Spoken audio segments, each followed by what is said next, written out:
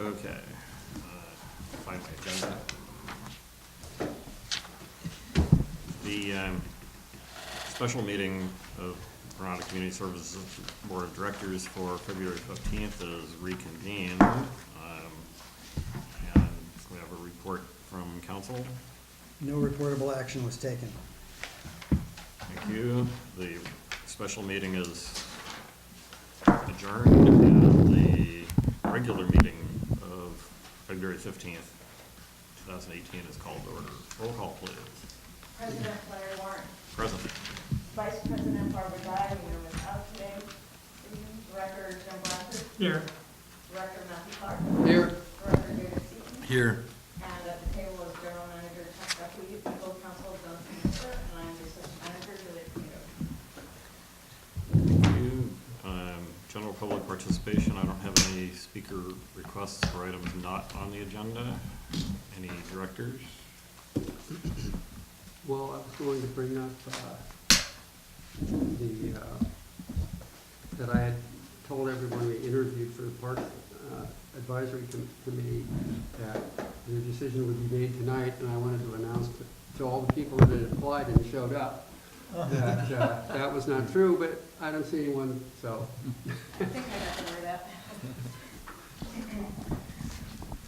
Okay, we'll move on to action agenda item 1, consideration of variance, rural zone determination, and related CEQA resolution for Class 2A sewer permit application for APN 047261030 Obispo Road, owner Coastside Fire Protection District.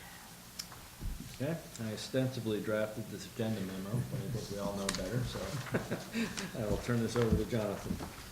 Okay, and Chuck and I did, he definitely reviewed the memo, and as you know well from working with Chuck, he had a few thoughts on it, but we did end up with a lot of legalese, I will admit.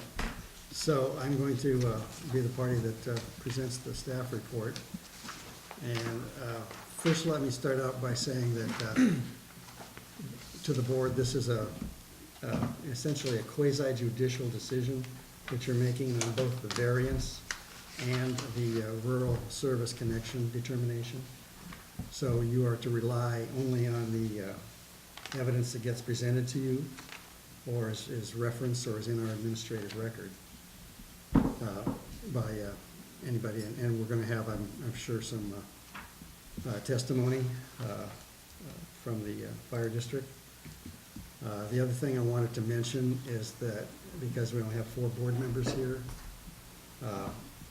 CSDs are required to take action by at least 3 votes.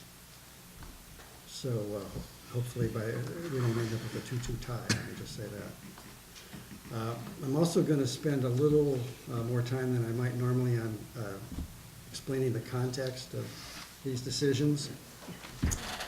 I'm going to start with the variance, and I'm going to try to be brief about that because the staff report recommends the approval of the variance. And we, as far as I know, have not heard any opposition to that. Of course, any board member may have information that they want to mention to us all, so all board members can consider it if they see a problem with the variance. The variance procedure, the word variance is often gets confused with type of variance that counties issue and so forth. We're not looking at land use type issues of height and that kind of thing in terms of granting a variance for height, for example. We developed a variance procedure because the board is subject to a number of regulations, including a couple of measures that were adopted by the vote of the people. We're just one of the agencies that are covered by those, but they were amending the local coastal program, and so they ended up putting the district in the position that we cannot construct more infrastructure, more sewer infrastructure, more piping, in other words, more pumps, than would be needed to serve build-out in the county. You're referring to 1986 County Measure A Yes, I that am. introduced all the starred sections in the LCP. Right.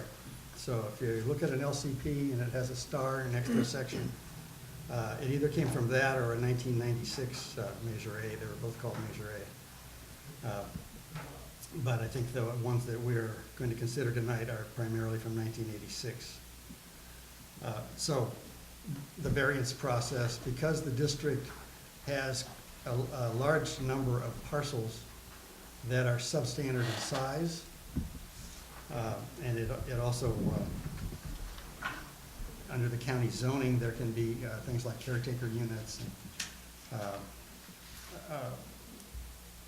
other types of combinations with commercial zoning or warehouse zoning that create more wastewater generation, because there's going to be residents living in them, than would have been anticipated if you just looked at the zoning map. And that's what build-out is based on, just looking at the zoning map and the zoning in the local coastal program. And the bottom line of all that is that we do face, in the long term, a concern that we may not be able to serve conforming parcels if we don't somehow have a gatekeeping device for the non-conforming parcels. So what we have here with the fire district is a non-conforming parcel. It's not the typical situation your board sees, in that usually you're looking at a situation where it's a 10,000 square foot zoning, or it's a 5,000 square foot zoning,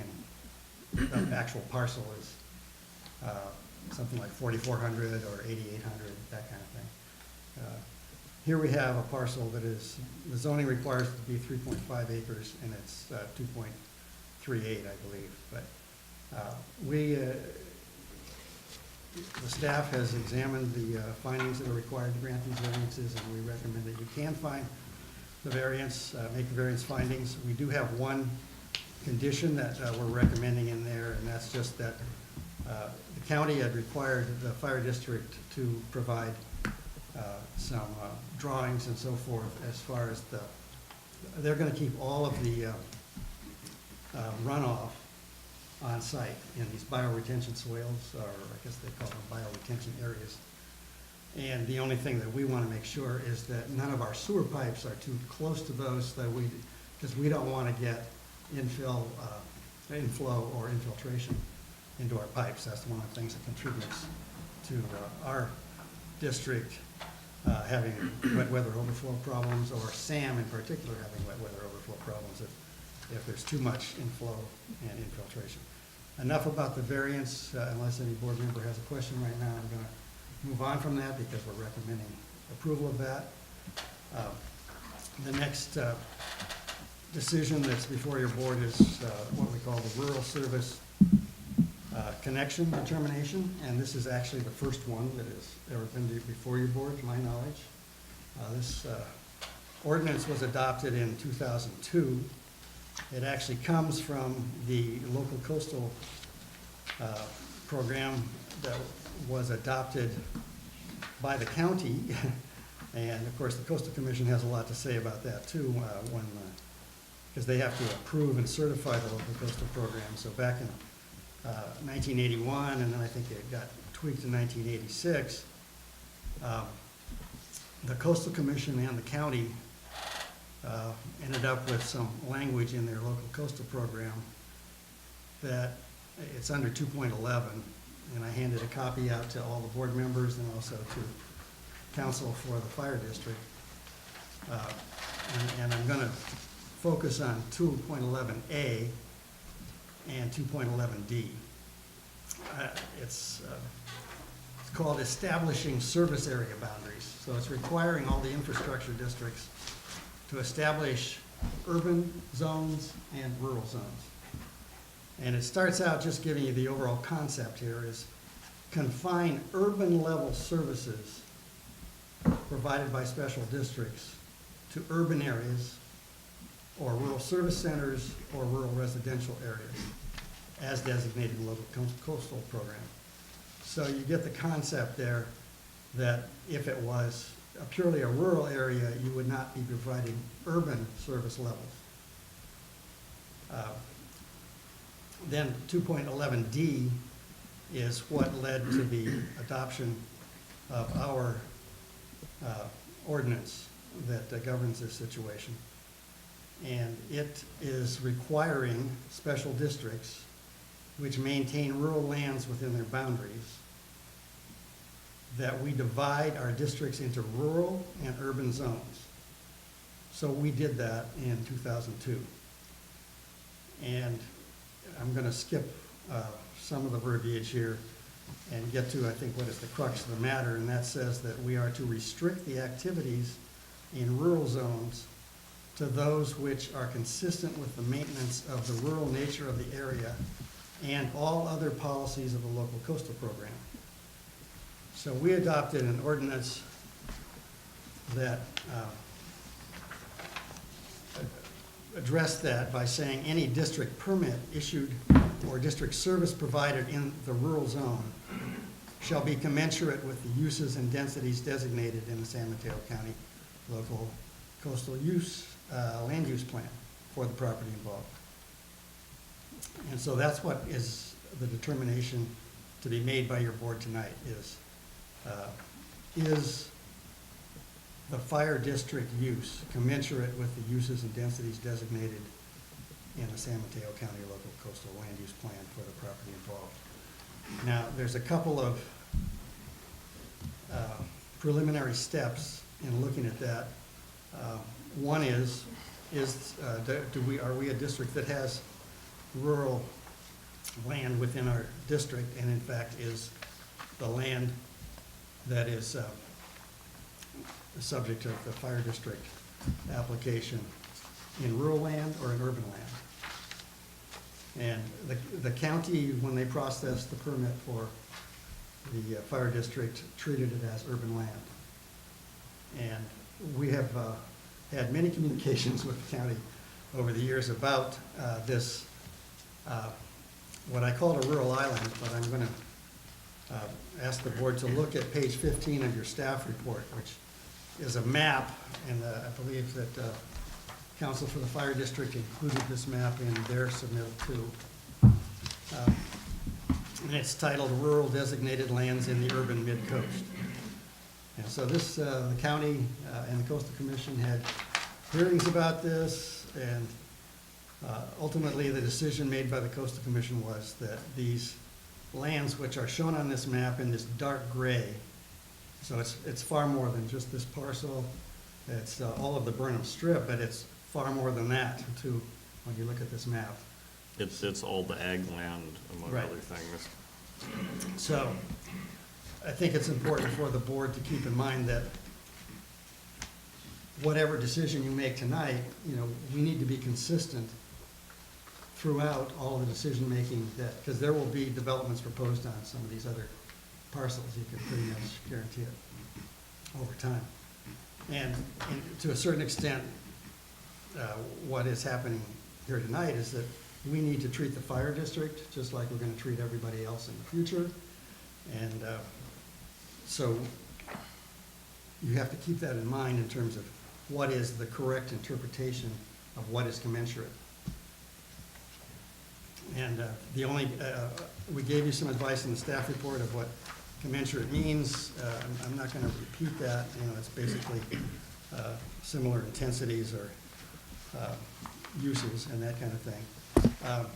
Again, back to the very first thing that I read to you from 2.11D, I guess that's the other guidance I could give you is restrict the activities in rural zones to those which are consistent with the maintenance of the rural nature of the area and all other policies of the local coastal program.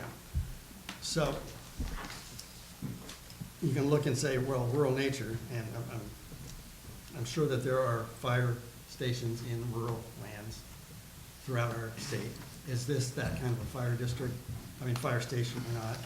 But it goes beyond that, and it says consistent with the other policies of the local coastal program. And so the Coastal Commission has approved the county's zoning for this land and the whole Burnham Strip, and it's now called EG. It used to be called Community Open Space District, but it has quite a long list of different uses, and many of them are almost innocuous, and they do not require a use permit. A number of them are more intense, and we gave the example in the staff report of a community center, so that is allowed, consistent with the local coastal program. The number of permanent building types is vanishingly small. It's like a community center, library, and nothing.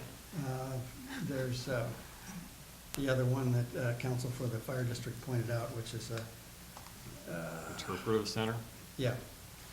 So, and it's hard to know exactly how much intensity is involved there, and also how much wastewater generation is involved there. And that's basically what this decision is gonna get down to for your board, is how do you look at that? In our staff report, we attempted to point out that if you looked at it as similar to a community center, so in the case of the fire station, there's going to be, I believe it's 3 staff members there 24 hours a day.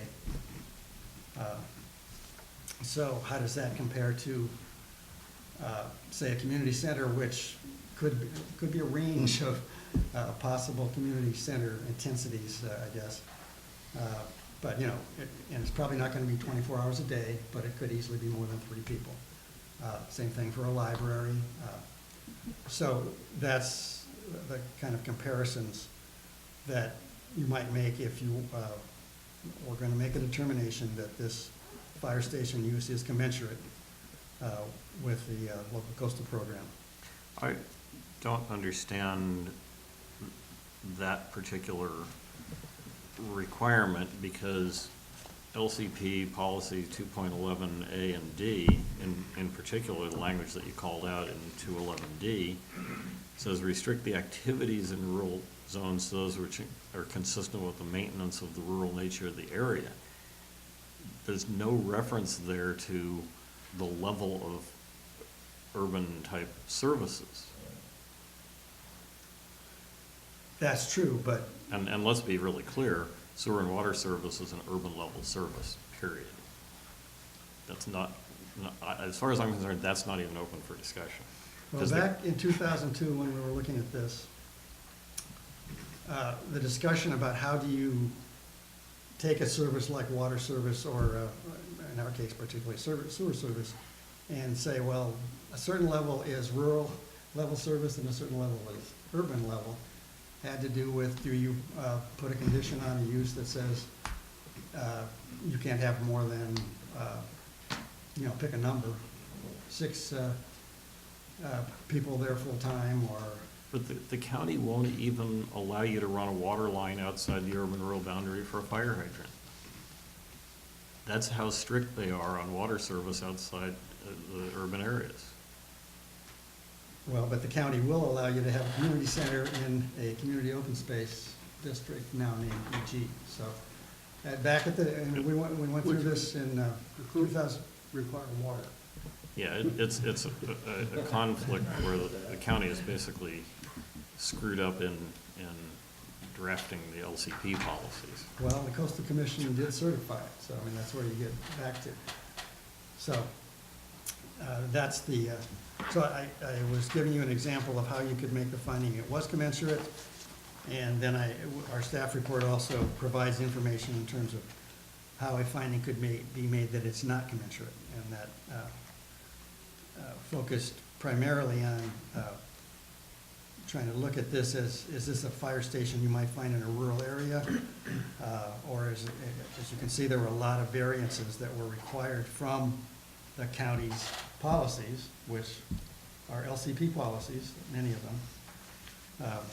So it seems in that way not consistent with some LCP policies, anyway, when you look at the list of variances that they had to get. On the other hand, if you do look at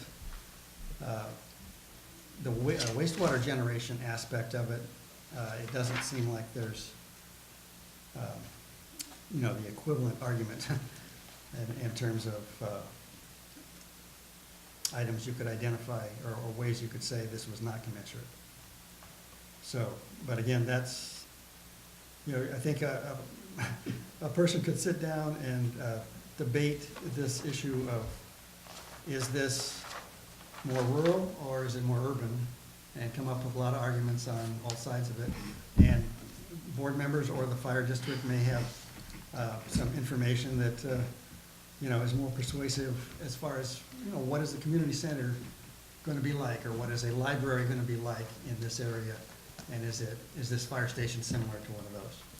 So in terms of clarification, when you say we have to treat this like any other project, are we allowed to take into account, for like example, the variance, the fact that the fire station would probably have more goodwill in terms of serving and protecting our community than probably any other infrastructure that could go there? Just like the rural determination, the moral hazard that could come from not having a top-tier fire station, and to protect the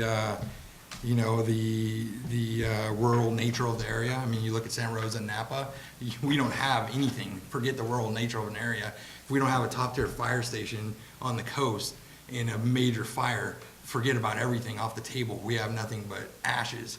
And so those two factors, the goodwill and conversely the moral hazard that could come from not having a top-tier fire station, and eventually having a loss of pride and everything else that comes with having a crumbling, rundown building over the course of time. Are we allowed to take that into account, or is that off the table in terms of viewing this as different than any other potential project that would ever come in front of us? How is that It's relevant large- it's when the staffing largely- level isn't gonna be increased in the replacement fire station? Because eventually fire stations need to be upgraded at a certain point in time, or you're gonna lose your top tier firemen that would otherwise go there, are gonna go to other agencies and other cities, and eventually you're gonna have a drain on talent and, pride, everything else that comes with having, good management of a fire station. Eventually that's all gonna go down the drain as the building slowly. Yeah, let Jonathan answer that kind of legal. Yeah. I mean, I think the bottom line is actually that's not a factor in terms of the regulations that we're applying here. The original local coastal program policy that we had nothing to do with adopting, and that's back in 1981, 1986, et cetera. Their goal was to try to avoid having urban-type uses and urban-type infrastructure available to serve urban-type uses in rural areas. So once the Coastal Commission said this is a rural area inside this, with all the gray parcels, then what they were trying to say is if you want the fire station that you're talking about, you should put it in the urban section of our district, or wherever, the city, whatever. And so my problem with that, though, is then there's almost no point to even have a variance. There should just be land that's too close to the water, whatever, that can't be developed on, forget about it. Because if there's one case, I guarantee if you ask every person in that, decades ago when that was decided, okay, what if there was a case in front of us where a fire station was needed in that location to eventually protect everything around it? Would that be a case where we might need a variance? To me, that would be the number one, even maybe ahead of police in terms of the central ability to get in and out and everything else, that the immediate response time that could be the difference of something spreading rapidly across the coast and something being contained. I would think that, that would be one, if I was back in that meeting, I would think that would be among the handful of number one reasons why you have that variance, why that comes in front of boards to say, there are gonna be situations that we can't foresee, that are gonna come at a certain point in time where we need to use the judgment of whoever is elected at that point in time to assess, things like this. That's why the variance procedure exists. And I couldn't think of a better reason than a fire station. Well, I mean, could you think of a better we should reason let than- council finish before we start So arguing. could you think of a better reason than a fire station that would go there? To even have a variance in the first place, to give us the I'm authority? not gonna get into that argument with you. I do wanna point out, though, that the county zoning book has 20-some-odd chapters, and most of them explicitly list fire stations and allowed use. This zoning does not. which means it's the very clear intent of the county when the LCP was written that fire stations not go there. Before we let, Jonathan, you wanna finish your staff report, or are you done, or where are you? I would like him to finish the staff report. Well, I'm pretty close to being done, but let me try to finish here, and also try to address Director Seaton's last question, which is, I mean, if you have the hypothetical that there's no other place you can put the fire station, normally what happens is that the local coastal program land use plan would get amended to remove that site from being rural, and that's how they would do it. So they could say it's urban and continue the policy of not having urban-type uses with urban-type services in a rural area. They would just say, oh, this needs to be made urban, so we're gonna make it urban. So how come the county doesn't have an issue with it in terms of? Because the I county would think doesn't they would know be the the word no. agency, if they're the original ones to, you know, they would have the biggest issue with it now. So, that, I probably should try to answer that question by calling your attention to this handout that I just handed out tonight, which it says Nicholas Whips at the top. That's an associate in our office who printed this out for me. But this is from an email exchange that I had with Wait a second. Oh. Coastal Commission and the county. So back in 2012, when the local coastal program update was before the Coastal Commission, this is the county presents some changes they want to make to their local coastal plan. I contacted, so they had this map, and just wanted to make sure that the map, it's a new ultimately adopted in 2013 map, was not trying to change the rural island and the rural, our rural zone, basically, that we had adopted. And that's one of the maps that's included in what we got from Fire Districts Council? Yes, right. And they're pointing at that and saying that changed everything. And so I was, first of all, when I look at that map, I don't see it changing anything, and I also believe that the earlier maps looked similar. In other words, you wouldn't find a map in the local coastal program plan like the one that we adopted, even though it is a county Board of Supervisors map that was considered as part of local coastal program back and forth that they had with the Coastal Commission, this page 15 map. That was in response to a section 1.3 of the local coastal plan, which I maybe should quote because I think it helps to understand this. And it was saying that, Do we have that on paper here? it's on page 9 in our staff report, and it says that, and this is from the local coastal program, section 1.3B, in order to make a logical urban-rural boundary, some land has been included within the urban boundary, which should be restricted to open space uses and not developed at relatively high densities.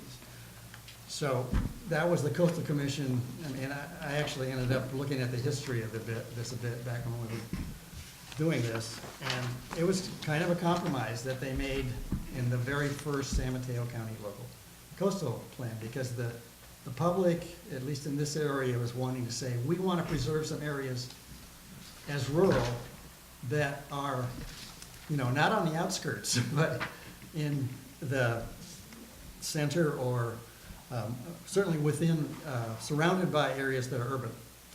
So that's how they dealt with this, and then when they had some back and forth with the Coastal Commission, I think both County Council and the Coastal Commission wrote some language that basically said the permitted uses and densities of rural designated lands in the urban midcoast are the same as rural designated land elsewhere in the coastal zone. So they're addressing this island. And there was, What document is that from? that is from a part of the staff report that was back in 1999, I think, that went to the Coastal Commission, because the county and the Coastal Commission were trying to figure this out too. What does this mean, and how do we implement it? And so that's That's what they ended up with. I think the county was not all that happy about it, but that's what they accepted in the long term, and they approved it. So, anyway, this handout that I just gave you, which is the exchange of emails, and it's attempting to answer Director Seaton's question, because what happened just recently, Director Seaton, was they applied to the county said, no, this is urban. Because the county, at the staff level, Who applied to the county? the fire district, In 2012? no, just now, Right. when they got their approval in 2016, was it, I guess? July. July, yeah, 17, thank you. The county processed it as urban. And, so, that's been a problem at the county staff level, I can just tell you from the get-go, because if you look at this exchange, John Niblin at one point, that's the Chief Deputy County Counsel, at the bottom of page 2 of this handout says, finally, I confirmed that nothing in the LCP update is intended to change the urban-rural boundary, although planning staff also indicates there are no rural designated lands within the urban-rural boundary. So I went, this is all happening at the last minute before it goes to the Coastal Commission, I guess the next day or so.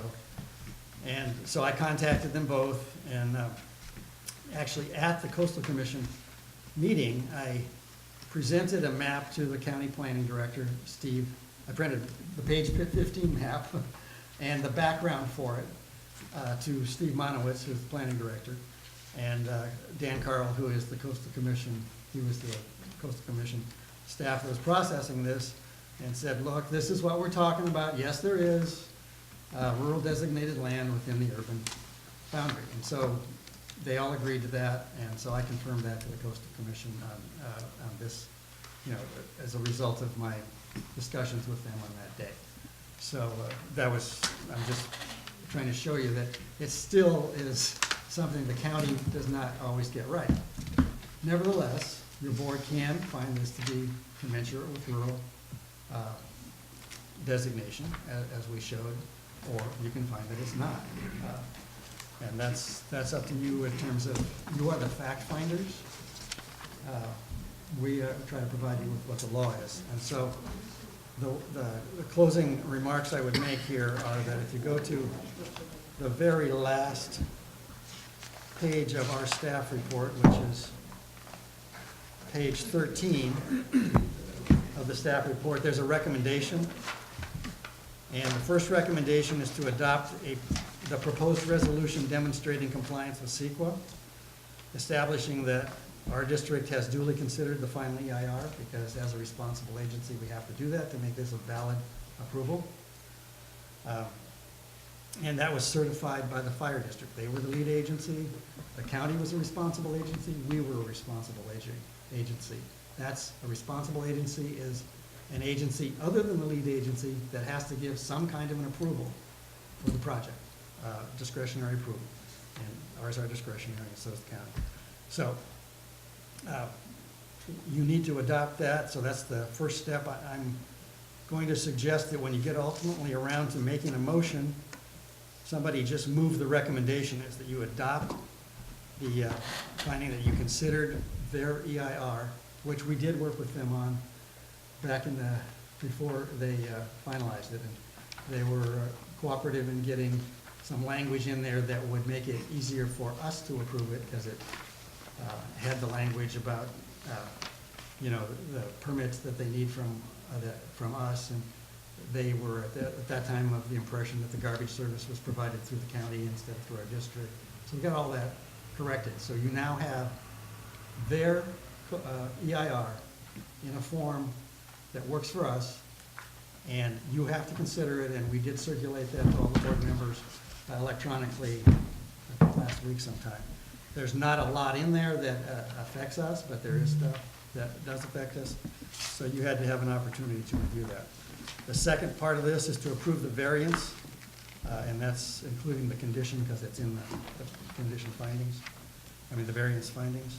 And the third is to make a rural zone connection determination, and whoever makes the motion should just either say, that it is commensurate with the LCP or not commensurate with the LCP. And then you will have taken action, assuming there are 3 votes for it. Any other questions? I have a question. Point 2, period 11A, what's this from? This is the LCP update? This No. is the current, but it was the same back in, On A, it says confine urban level services, to urban areas, rural service areas, and rural residential areas as designated by the local coastal program in 1986. In this context, is designated, does that mean defined? Or does that mean there were these certain areas that were specifically designated as rural service centers and rural residential areas? Let me give part of the answer to that. In And- Montera and in Pescadero, there are designated rural service centers. Those are the only ones in the county. Let me get, okay, thank you. it's not by definition, it's by identified areas. All right, so, and then does, in your opinion, does this envision such rural service areas and rural residential areas arising, being created post-1986? Or does it say these service areas and rural residential areas are as designated in 1986 and they don't grow? And they don't, new ones don't get invented? Well, I mean, this was adopted in 2013, so they're still referring to the 1986 map, so apparently they did not change. 211A was adopted when? Well, 211A was originally adopted back in 81, 81 or 86? well, 81, and then it got, well, that's right, it's 86 because this has got a star by it, so it was part of the Measure A approval by the vote of the people. And the reason that all of the asterisk sections are there is to specifically prohibit that those policies of the LCB from being changed without another county-wide vote of the people. So the county could do any hand waving they want, changing zoning or whatever, and it doesn't take effect if it violates any of the asterisk sections of the LCP. So is this district allowed to consider what is being applied for as a rural service center or not? No, the rural service centers are named in the This is not a LCP. rural service center. Pescadero is a rural service center, Montera has rural residential. Those are the only ones named in the LCP. Hmm. So you would not be able to provide urban level services. I would not say, however, that any sewer connection is by definition urban level service under this. Oh, right, yeah, yeah. So if we then go down to 211D, restrict the activities in rural zones to those which are consistent with the maintenance of the rural nature of the area.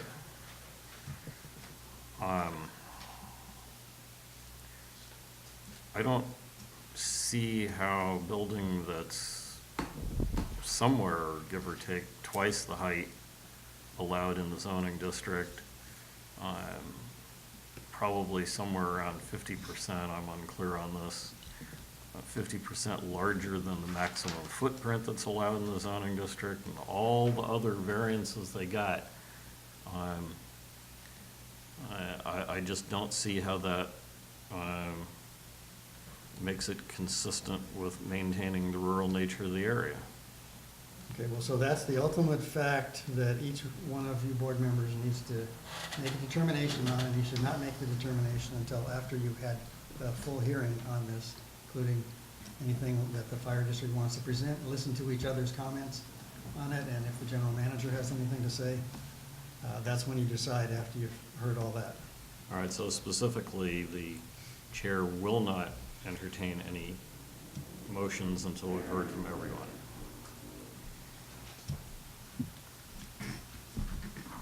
So I'm through with the staff report.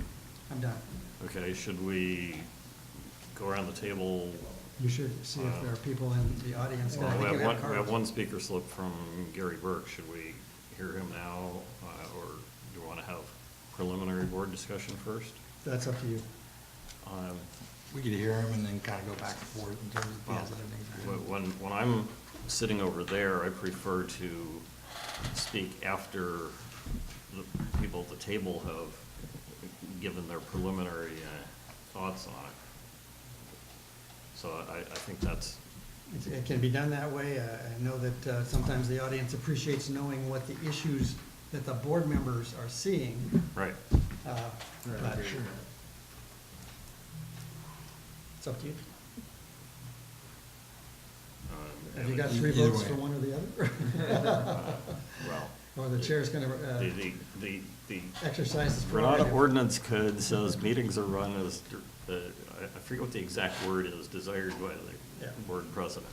Right. Do you have any further comments before we hear from Dave? Yeah, I mean, just in terms of, you know, I mean, I look at, you know, right here, it talks about the page? fact, page 10, that the combined staff would generate a smaller amount of wastewater when compared to community center designed to host large events. You know, I look at, if we're just looking at it on the basis of the sewer, you know, I feel like all the issues raised are legitimate issues if we were sitting at the county.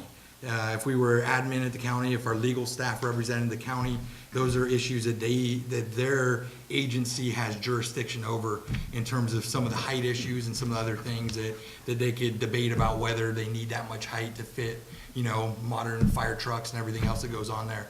I feel like for us, the crust, you know, I'm looking at this issue as kind of, you know, more valid than us fighting you know, anything for another agency. And so I go back to, you know, I don't know, maybe I'm forgetting things, but I remember people being pretty bullish on the parcel of land right there, and myself not really understanding the valuation of it. And so, you know, I just look at it, if we own the land, would we be taking this same stance as we are right now in terms of being completely unbiased and looking at the different projects that could go there. And so, you know, I go back to what I said, if there's ever in the history of variances a case where variances were put into place, it's specifically for situations like this. You know, this does not, in my opinion, in any way open up any can of worms in terms of future development and housing developments and things like that. That's a non-issue. This is simply, you know, variances were created for these specific types of reasons. And so I look at it as, you know, especially all the issues we've had with fires, it would be, you know, there's no possible way that I could think of any other project needing a variance for anything else but something like this. So, you know, I think if you look at that, that's kind of, to me, I'm looking at it as a lot of the other issues I think that were raised.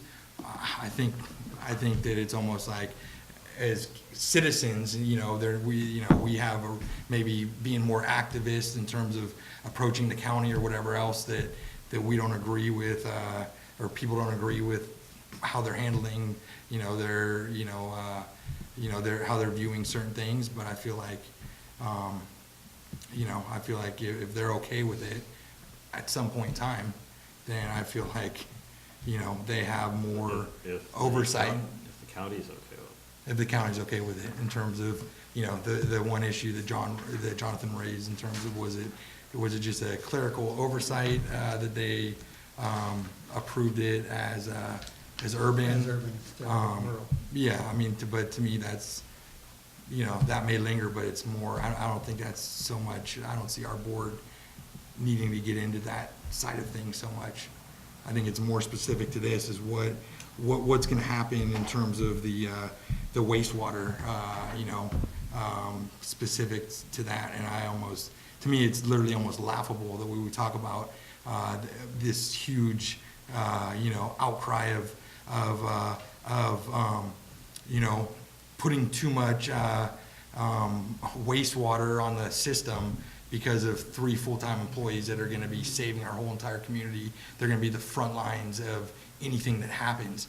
It's laughable that we would be talking about you know, how much we need to save, when a critical crisis arises.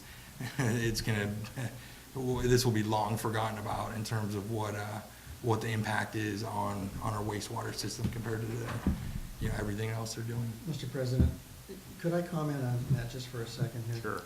Because I think this is pretty a nuanced thing, the situation you're trying to deal with. So, Director Seaton is correct that your board should not be looking at this and saying, gee, I wish the county had not granted that much of a height variance or that much of a setback variance or whatever variances they granted. It's not your job to second guess the county on what variances they granted. In fact, as counsel for the fire district points out, that decision has been made by the county, what variances they're gonna grant. And nobody appealed it, it's final. The only thing you're looking at is, so that's what's final.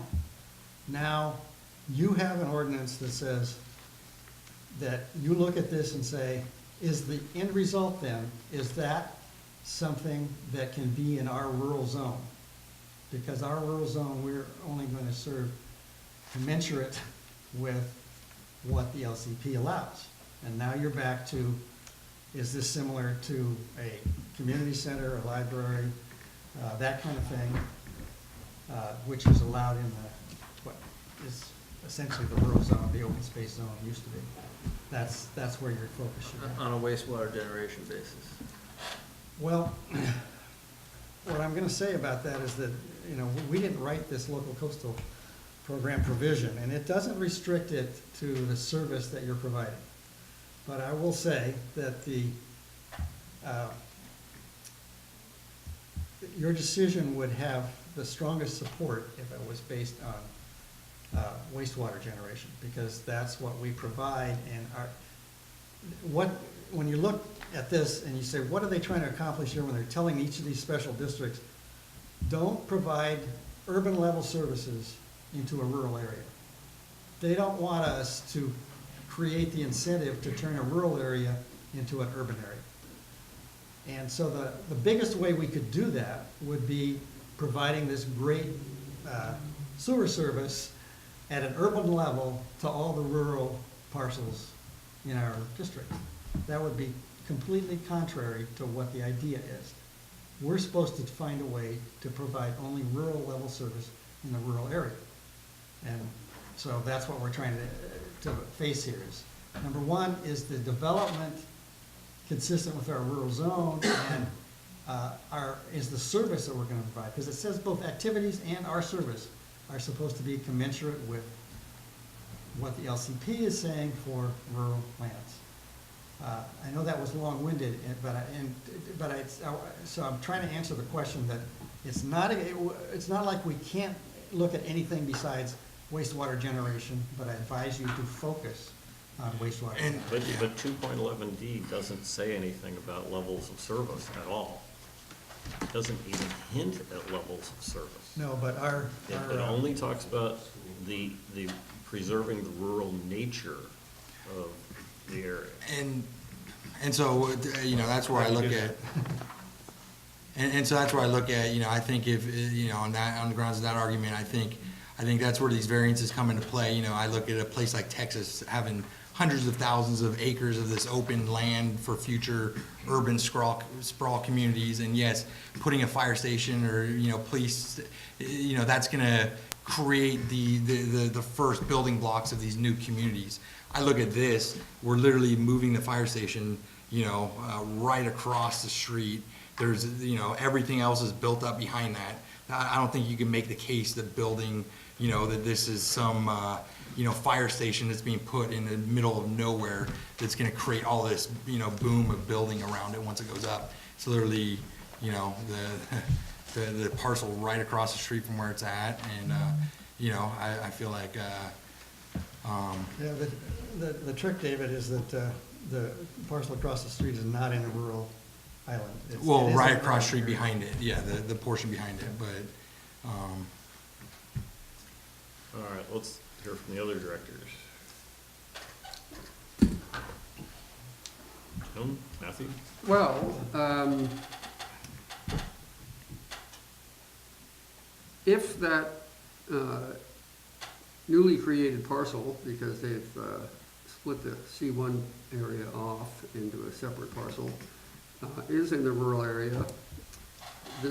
Our district could grant them a permit for an on-site sanitary system.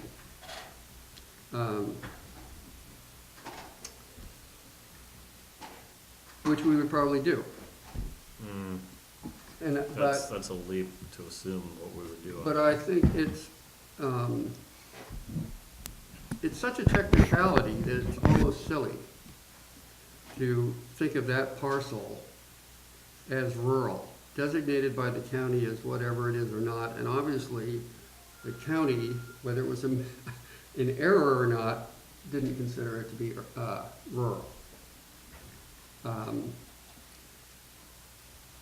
So my attitude is to sort of ignore those designations, which I understand could be a very bad precedent. Ignore what designation? That particular 2.38 acres is rural in a residential area. And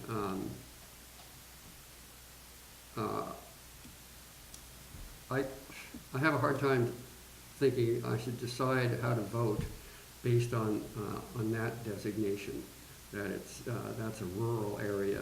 You are aware that that was the argument that council in Iridia versus GSD made as to why the 30, how many acres? Oh, I forgot. However, a couple dozen or something acres of Marana Surf East, which is zoned RMCZ, very clearly rural. He was arguing that that's not rural, using the same argument you just made. Several dozen acres, whatever that is different than 2.38 acres on the main entryway from the south into El Granada. And I think that in that instance, some community members made the point repeatedly that one of the points of Marana Surf was to provide a separation between the communities. And so I don't think that's a good analogy. I think it's a perfect analogy because the only difference is in the size.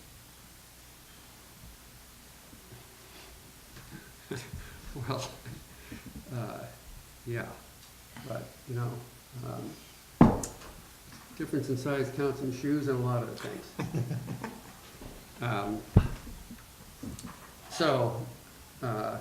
And we're proceeding on this in an orderly manner as recommended by council. And council has said that we can make the findings for the variance. So at this point, I am not sure how I will vote on the rural connection. You mean the Rural zone connection determination, there's a mouthful. The rural determination. The rural determination, which could be construed several ways. Well, let me ask you this. Suppose someone with a much tinier parcel on the Burnham Strip comes along and uses the same argument and realize there's still 7 privately owned undeveloped parcels on the Burnham Strip, all of which are a tiny fraction of the size of this one. Well, when someone comes along and does that, and they're proposing an integral part of the safety apparatus for the community, I'll consider it that way. That's when you're asking, if someone comes now and wants to build a house, a residence, right, on one of these little parcels, should we think about it the same way as a fire station? I don't think so.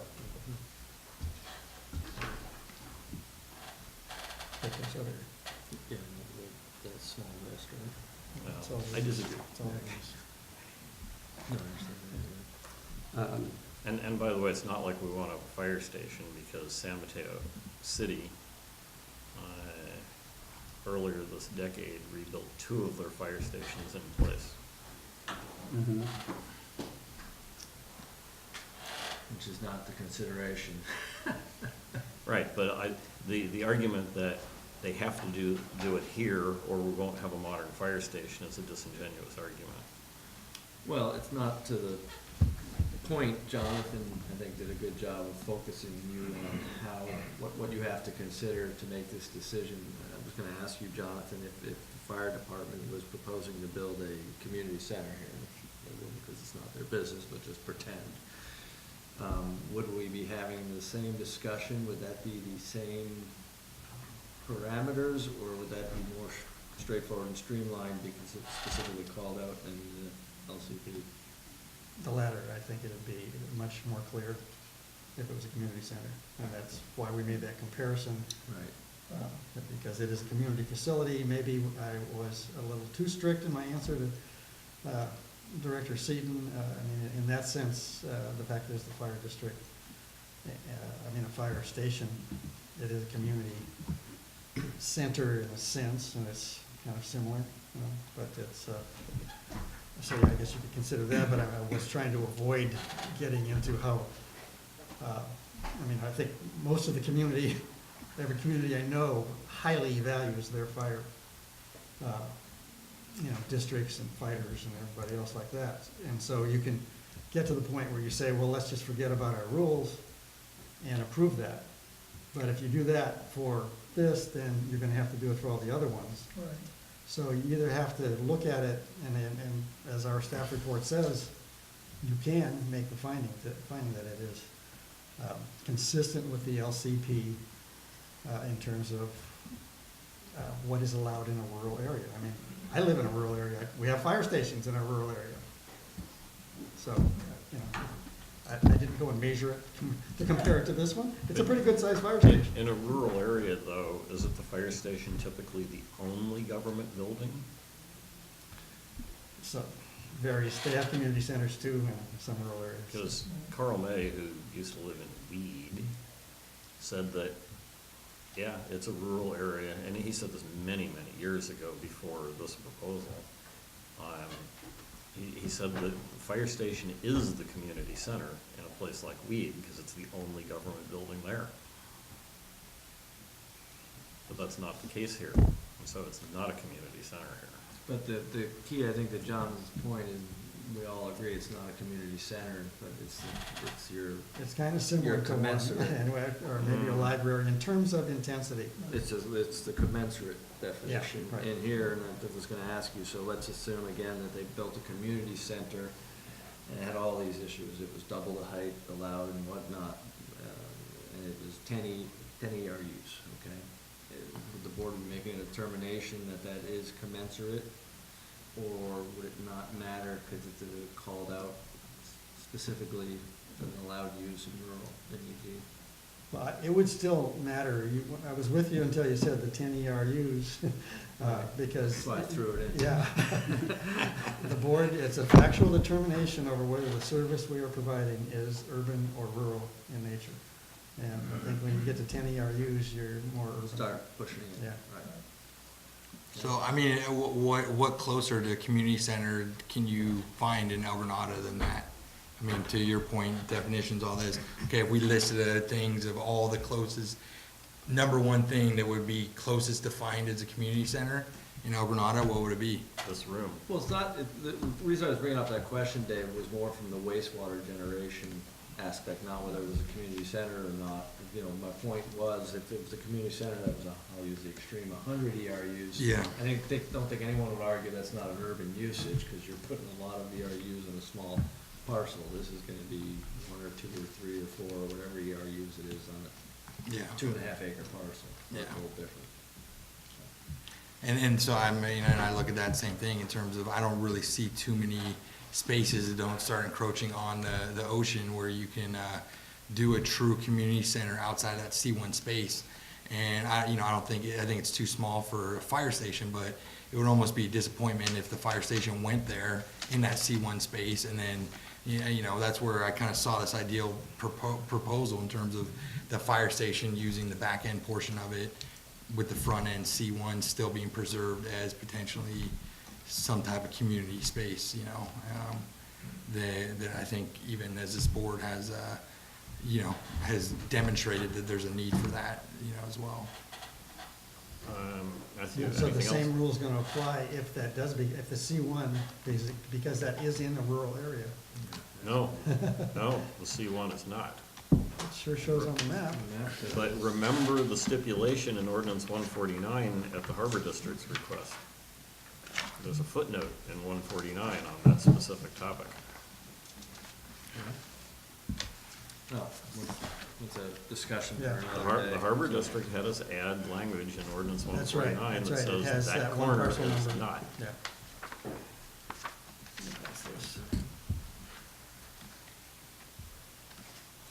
I'm not sure.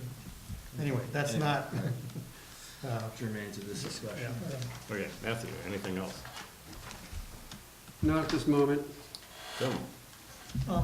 My memory, when these plans, the El Granada Gateway was being drafted, was that the reason the community center is in there is because we didn't have one. And that's the only, if we had a community somewhere else, we wouldn't have had, you know, that would not have been in there. And so that's just, I mean, so that's not the reason that was added, because that was sort of, it was not consistent with the other uses that were, mentioned on the gateway path, but now we have it in. So I think we have to live with it as it is and look at the wastewater generation part of that. So I'm interested in finding more about the wastewater aspect of this. Okay. Quick response to something Director Seaton said the county's okay with. The county's okay with anything that you want to build. The no is not in their vocabulary, so that is not a relevant argument. Now, I was a math major, and there's a concept in math, I'm not sure I'm going to get the Latin exactly right, but it's reductio ad absurdum, where to prove that something is false, you argue it's true and you take it down to the degenerate case and end up with a nonsensical answer. And therefore, what you've essentially proved by going the wrong direction. You've proved the opposite of what you stated you were going to prove. So when we applied for reorganization as a community services district, LAFCO insisted that we exclude all of the land in the district outside the urban-rural boundary. Right? Right, as shown on a map. However, we argued that there's a couple parcels out there that need to remain in the district. We also could have argued that the rural land, what you informally referenced as the islands, we could have argued that that should be excluded from the district. And it's too bad we didn't do that, because then this would be a complete non-issue because we wouldn't be allowed to serve it, period.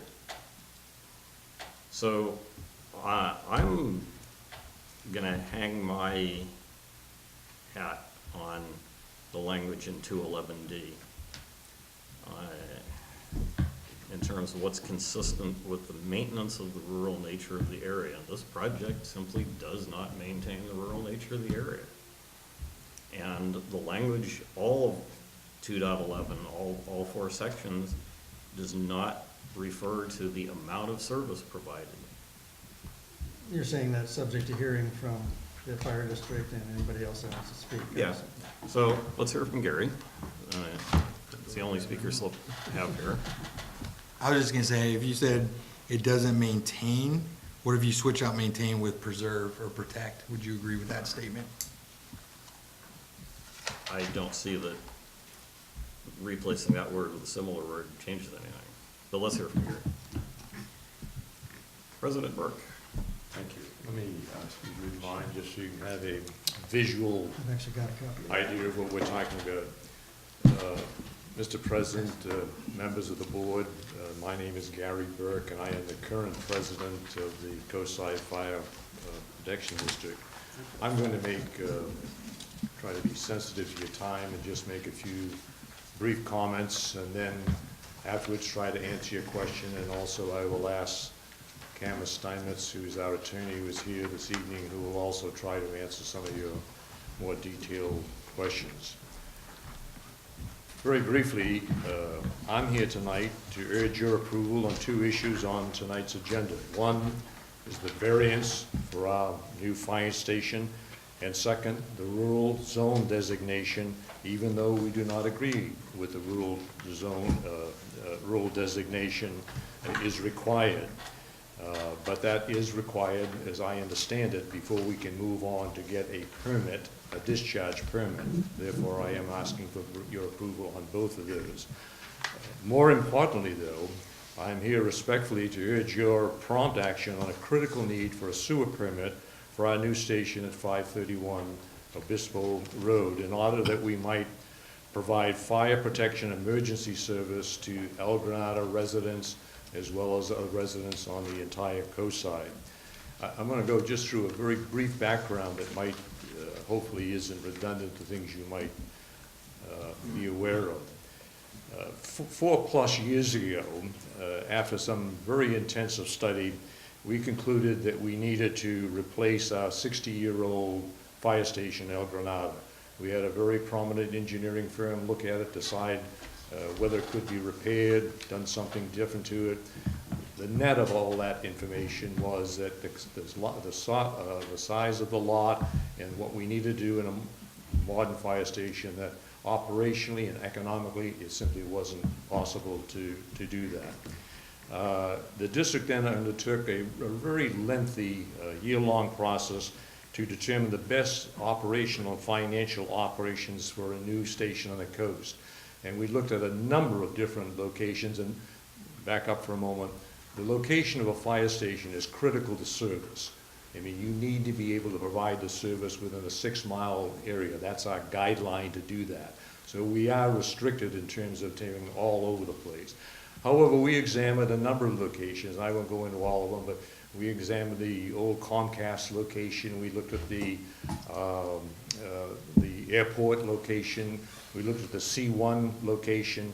And for a variety of reasons that I don't think you need to get into right now, but again, because of size, location, and various other things, they simply wasn't practical. Hence, we ended up with our location that you see the visual in front of you before. The efforts that we put into looking at the new location and reviewing some of the activities there included all kinds of studies that anybody can imagine. We did a riparian study on the facility. We did 2 tsunami studies on the area, traffic, soil studies, hired an outstanding architect who has built more than 50 fire stations within. What did you say Excuse me. after traffic?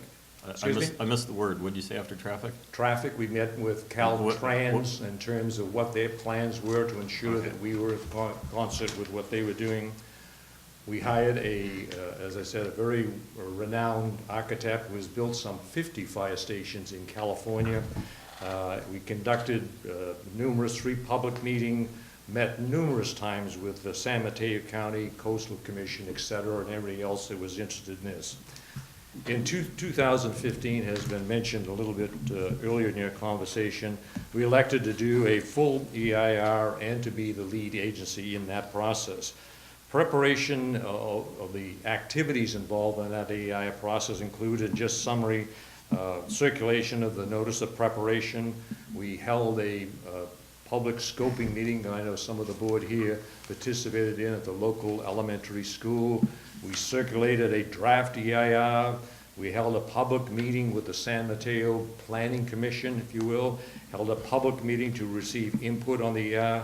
Incidentally, the one item that we did receive very thoughtfully was a recommendation that we put in smaller trees behind the fire station so as not to obstruct the view. Very good suggestion that we had on that. We held a public meeting on the requirements, the entitlements of the EIR. Then last summer, the Planning Commission gave their unanimous approval for the project. No concerns were expressed by any member of the public at all. In fact, we received some very complimentary comments regarding our plans and the station.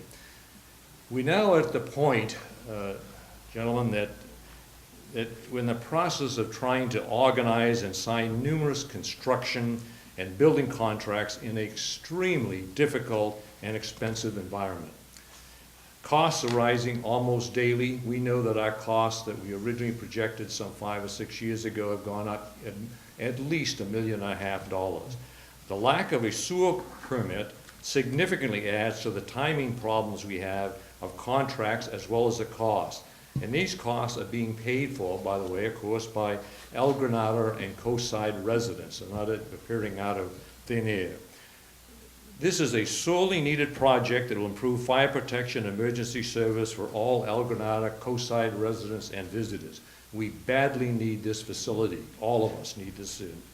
Finally, as I stated earlier, I would urge your approval of the variance on the rural determination item on tonight's agenda, and respectfully and most importantly, ask that you agendize and approve our request for a sewer permit for the new station at your special meeting, which I understand is now scheduled for March 1st. I think that is urgent, and I'd ask your consideration for that.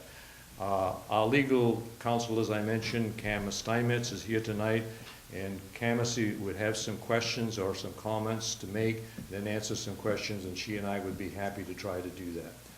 Thank you. Camus? Can we get a speaker request She has it later? right here. Oh, okay.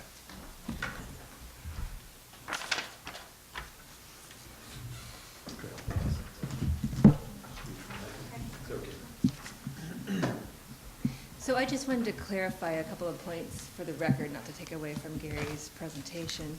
But this map here is the district's service area map that we're referring to. That was adopted in 2002 by the district. It does state at the bottom San Mateo County Board of Supervisors meeting. But I have spoken with both the county council's office and the planning department of the county.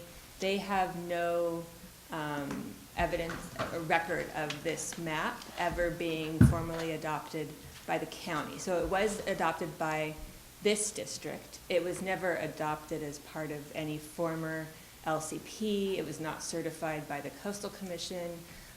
You know, as your council has informed you, there is a fundamental conflict between whether this area is an urban area or a rural area. The county has deemed it to be an urban area. The Coastal Commission's LCP sets it as an urban area. And if we want to go to the LCP, 2.11D does require districts, special districts such as the Granada Community Services District to designate, if it is within a rural area, and the LCP defines Granada as an urban area in the LCP. But if a special district contains rural lands, it requires that district divided into rural zones and urban zones. But it does state that district is required to make the boundaries of the urban zone correspond to the boundaries of urban areas established by the local coastal program. So it's Where does it say that? section D, the second sentence.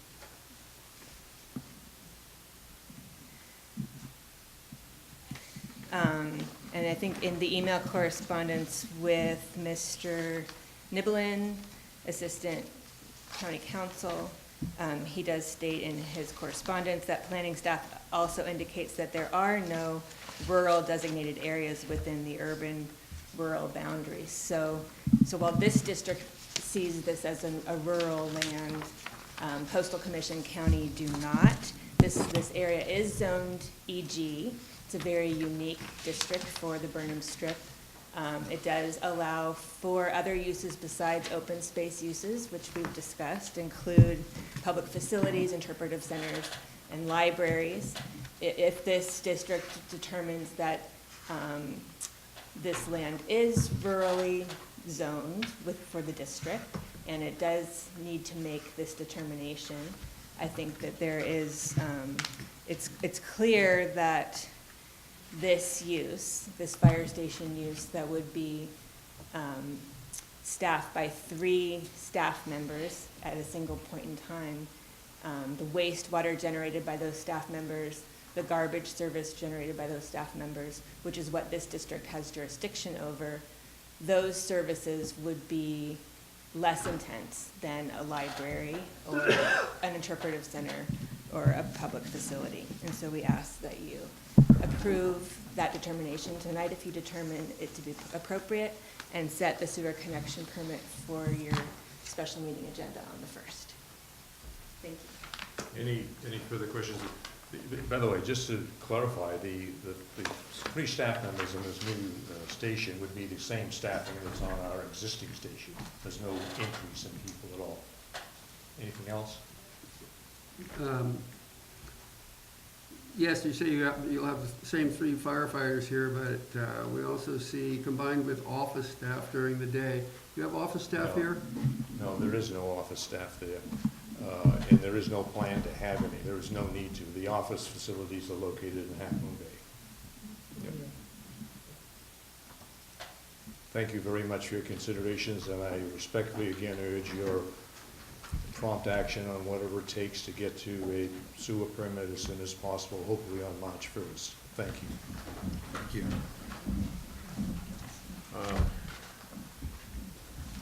Well, Mr. President, just since people are making records, let's ask on the record if there's anybody else who wants to speak on this matter.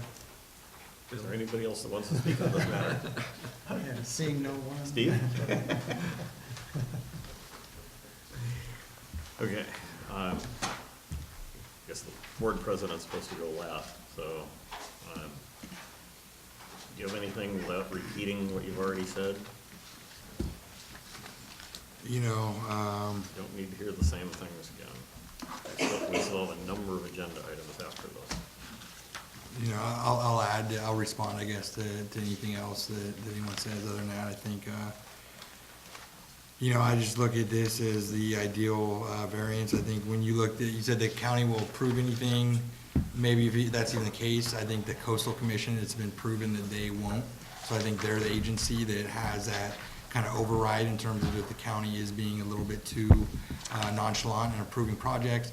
They're always at the forefront of stepping in if they feel like there's a issue with a project, you know, crossing into an area that they've determined to be, you know, that we need to protect at all costs. I feel like, so the fact that they don't have major issues with it, I feel like, you know, that overrides the fact when you say the county will approve anything, the coastal commission won't. So the fact that they're on board with this shows to me that that they went above and beyond in their due diligence to show that this is an adequate parcel for the project being proposed. I think now I see the picture, it's an absolutely beautiful building, something that I would be proud of to have in our community. I think even beyond just the safety benefits of it, so. I agree. It's a beautiful building. It's just too big for the site. No, seriously, it is a really nice looking building. Much nicer than most of the junk that gets built on the coast side. Probably nicer than just about everything that gets built on the coast side. Jim? I'm stuck playing here. Matthew? Want me to make my comments? I don't know if there's much more to say. Oh, yeah, go ahead. We heard a lot about the need, but the need doesn't justify bending the law. And I think the law is really clear in that sentence in 2.11D. So I'm not gonna go over it again, because I've already asked another director not repeat. I want to point out that the map titled Rural Lands in the Urban Mid-Coast was not prepared to set policy, but rather to illustrate existing policy. Specifically, to illustrate the policy as implemented by the zoning. And state law requires that zoning be consistent with land use. In 1982, the city of LA was ordered by the court to fix their zoning and bring it into compliance with their land use. They're the only city in the state that refused to do it. Therefore, the court ordered them to do it. So, since this map illustrates the zoning, and the zoning is required to be consistent with the land use, I have to conclude that the map is validly representative of policy. And since our council has presented the email chain with county council indicating that the LCP update did not change the policy, to me, this is still rural land, even though county planners, well, county planners can't read the section in the R1 zoning where it says that in the coastal zone, you can put a second unit on a parcel greater than 7,000 square feet. They can't read the 7,000 square foot part of the restriction. So the county planners, it's a free-for-all. They do whatever they want, what they think the policy should be rather than what it actually is. So I'm not convinced that just because it got approved by the county that it's correct. So I guess that's all I have to say on this. I can probably guess where the vote is going, so. Well, you said this at the beginning of the item, but would you like to consider all three pieces in one motion? I would. I'd like somebody to move the recommendation and add at the end of the third recommendation, which now says, make a rural zone connection determination, continue with the words that this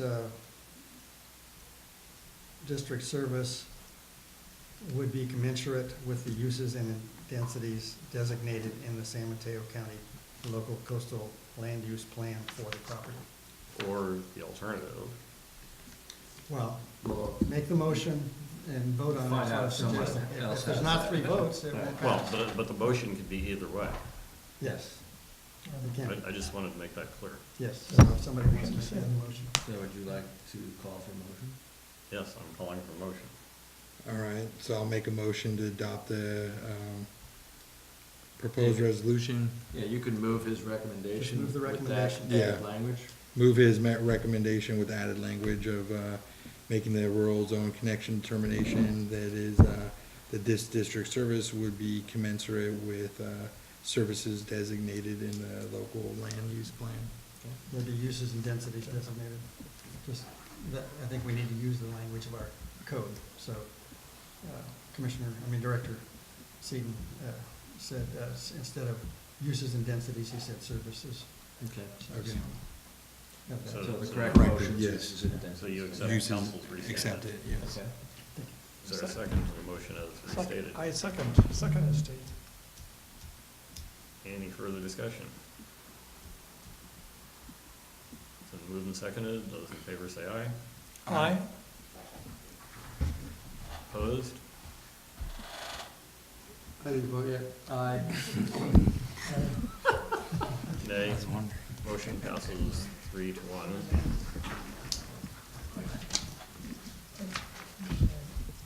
Okay. And I'll leave it up to staff to determine whether we can put it on the March 1st agenda. So we don't have to do this now, let's do this offline, but one of you or have Paul Cole contact me. We can talk about what your permit processing is and all that kind of stuff. The March 1 meeting is actually supposed to be a special parks meeting, which I think you're aware of, but why don't you and I talk, or he and I talk, and then I can go back and forth with the board and figure out if we can get you.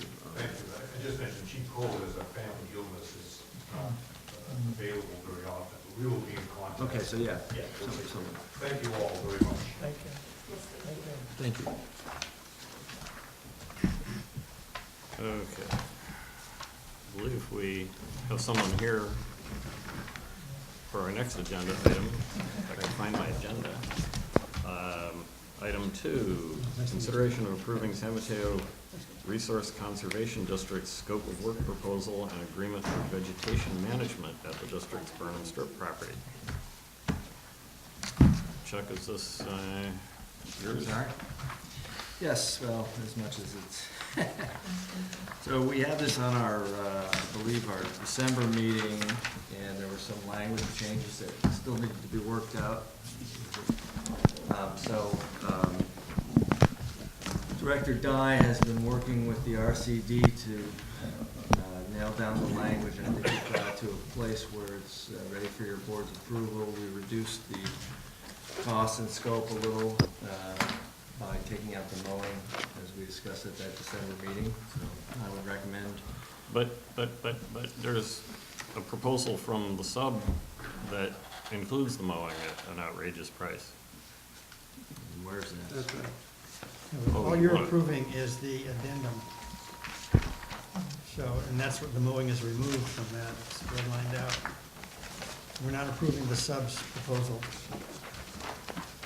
Okay, so what page are we on here? Well, the red line starts on page 127, 127. and then there's a clean copy of it after that, starting at 138. Okay, but on the next agenda item, the sub still has the mowing included at like 10 times what Delia gets it done for. The next Yeah, so the mowing's not gonna be included, No. correct? The mowing will not be included, we'll make sure. Okay. Do you have anything to present on this, or? I didn't negotiate any of this, and Barbara's not here tonight, so, but she did recommend. I've been CC'd on approving it. all the email flying back and forth between Barbara and Okay. RCD on this. So, I think we're ready for approval, unless you've got any further questions, or? I'm gonna say the same thing on the next item. Why is the impact property not included? Well, I'm gonna address that in the next item. All right, I thought it Why was don't we need to included address it on this inside. item? We stopped calling it impink, but I thought that, We call it the Burnham Strip parcel, and now it encompasses everything. we have a map attached, where's the map? Oh, I was, but we have maps defining what they're gonna do, and it's not in it. right. And I think we can add it. That's it. after the last time we had something about this on the agenda, I think I suggested that we call it the New acquisition? Burnham Strip First Edition. The RCD did assure us that it would be included in the project. So is there something in the contract that we need to tweak, like change 6.2 Well, we acres could to 7 change the acres? map that Matthew just pointed out, if you'd like. And can we also, and at least one place it says 6.2 acres, so I think we need to change that to 7 acres. Okay, we will do that. Because amusingly enough, 6.19 plus 0.83 is nearly exactly 7. And that math major's coming in these. And when, All right, does anyone have any questions for the guy from RCD, who I can't remember his name, Joe? Otherwise, is there a motion? And the motion would be to approve the agreement with the RCD, subject to changing the map boundary and adjusting any language within the agreement. so moved. Is there a second? Second. Moved and seconded. Any further discussion? Robert? Those in favor say aye. Aye. Aye. Opposed? Ask- Motion passes. Thank you. I'd like to ask Joe a question now. Has contact been made with Caltrans, and have you gotten anywhere? We've been waiting to have this contract approved, but we have a contact ready to go. Make a call. Will you, by any chance, be asking them to contribute money? First get We're approval. pretty good at doing that. so First we get can- approval to do it and then ask them for money. Yeah, that's not a bad idea. And especially since do you mow, when you mow now, do you mow the Caltrans property? No, You don't? I don't think he Is does. that Mine something- Caltrans, kind of, I don't know if he goes exactly along the border. Yeah, we don't have it property, but- delineated very clearly it's- out there. Yeah. Yeah, I Um, think he's Yeah, kind of. Caltrans mows their own property quite accurately. They do. I think they measure it down to the inch. I mean, do you see a line? Well, they mow it at where different times. You mow and where they Ours, mow? ours doesn't get mowed on the same date as Caltrans. And you so- see the difference? Oh, you can certainly tell when they've mowed. Yeah, Yeah. yeah. Has RCD done anything similar to this with Caltrans elsewhere in the county? We work with Caltrans on a number of mitigation projects. We don't help them maintain their right-of-ways very often. We work with them also through the San Mateo Fire Safe Council. They come to the monthly meetings, and we work with them on best management practices for roadside spraying. So we have a number of different people at Caltrans that we work with, and we have Kellex, our director, has identified a good contact to ask about doing this invasive plant removal on their property. The big question for them was mowing on their property. They're hand pulling invasive plants. Caltrans is? No, if our proposal. Oh. To hand pull invasive plants, it was a very benign ask. I don't anticipate any pushback from that. Okay. Thank you. Sure.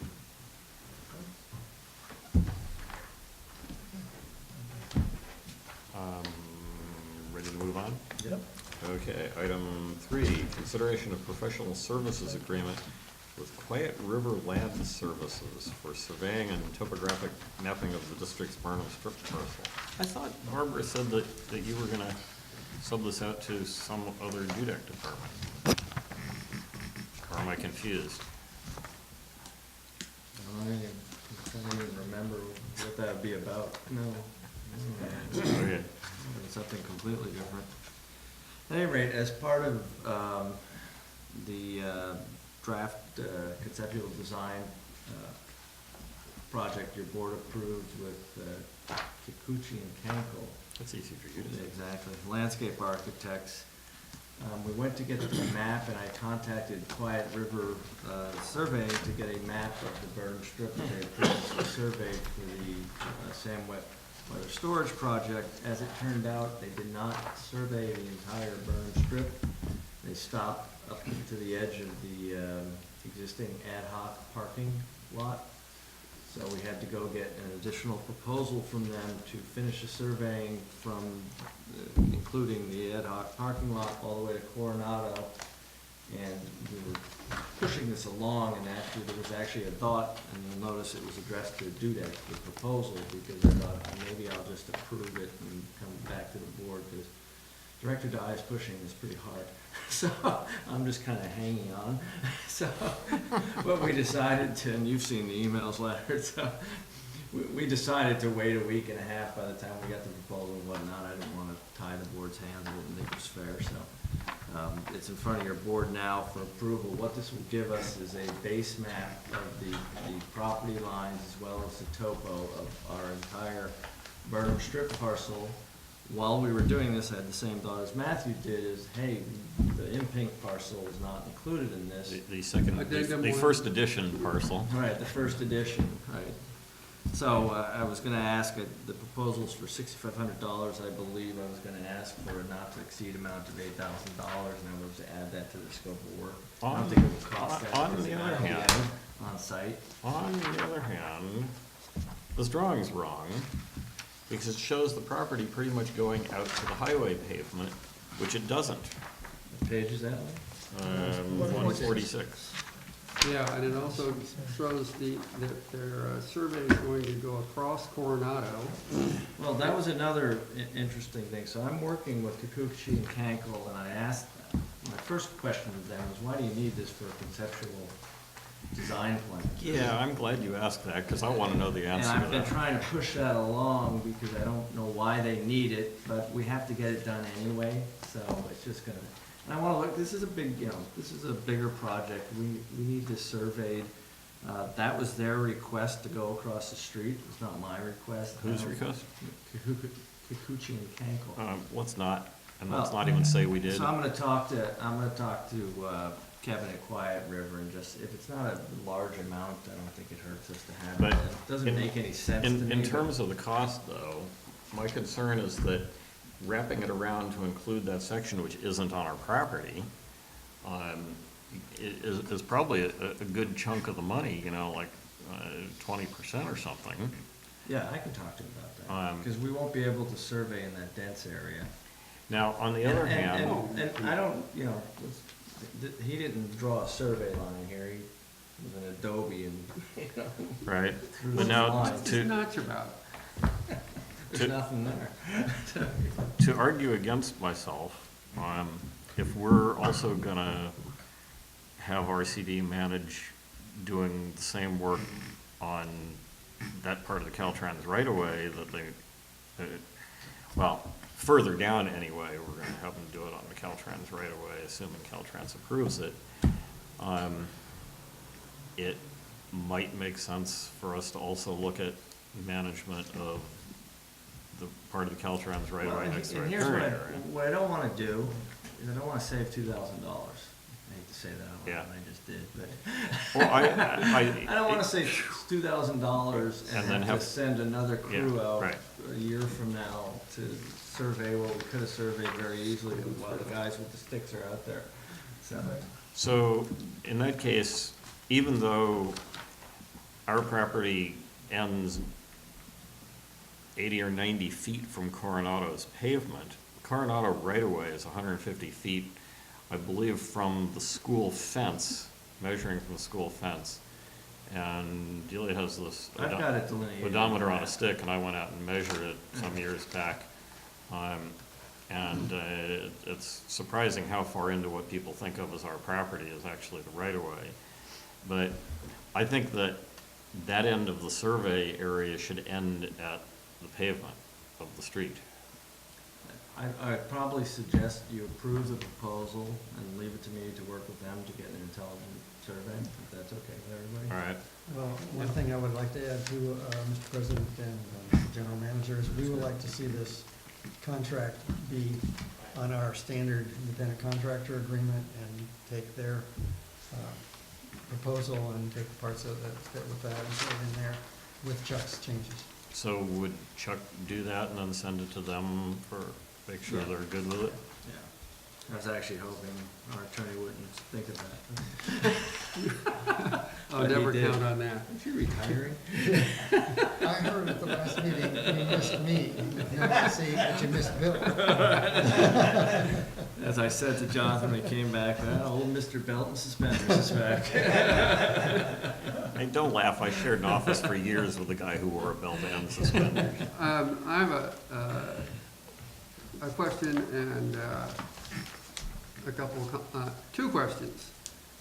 Thank you for answering question one, which was going to be, didn't we do this with Sam when we did the wet weather program? Yes. I didn't realize they didn't do this end. But that brings up this question.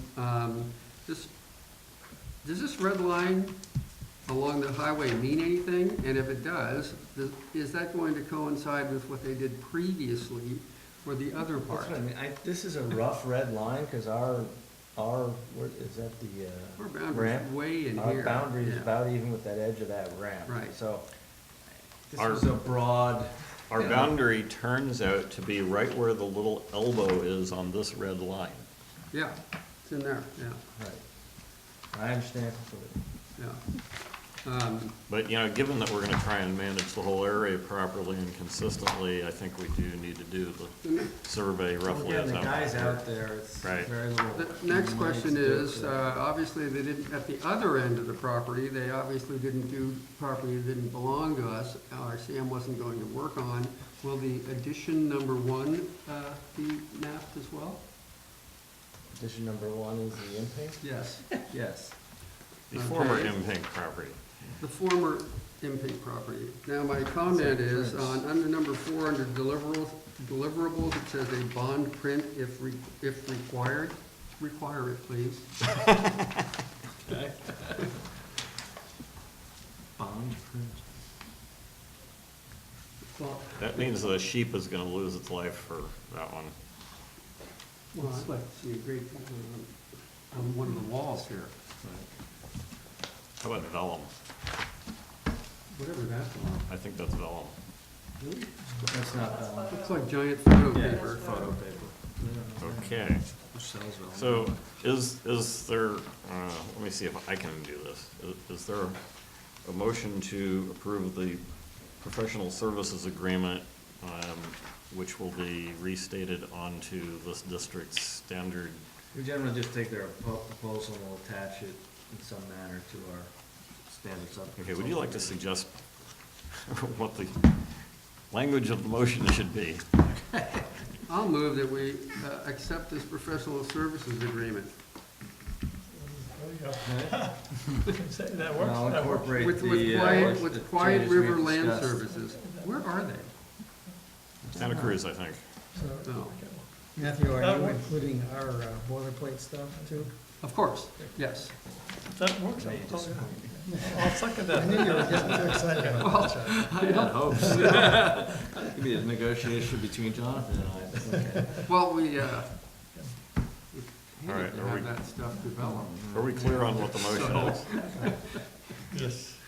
Did we have a second, Mike? Yeah, I seconded. Jim? Yes. Okay, it's been moved and seconded. Any further discussion?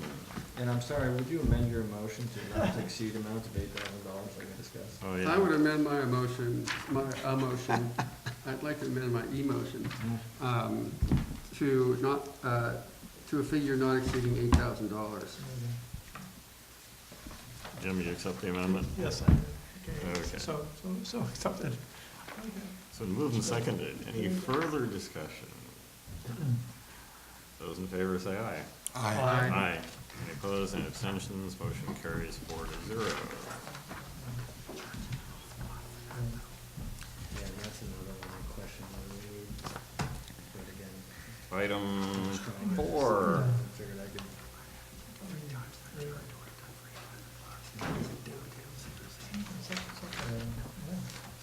Item 4. Item 4. Consideration of ordinance amending sections 104 and 701, sub 01, sub A of the district ordinance code regarding accessory dwelling unit and auxiliary structure sewer connection charges. Second reading. So this is the ordinance your board preliminarily approved at our last meeting by government code. We have to approve it a second time and then publish it in the newspaper Can you say preliminarily real fast 3 times? preliminarily. I I will, said it so fast you only heard one.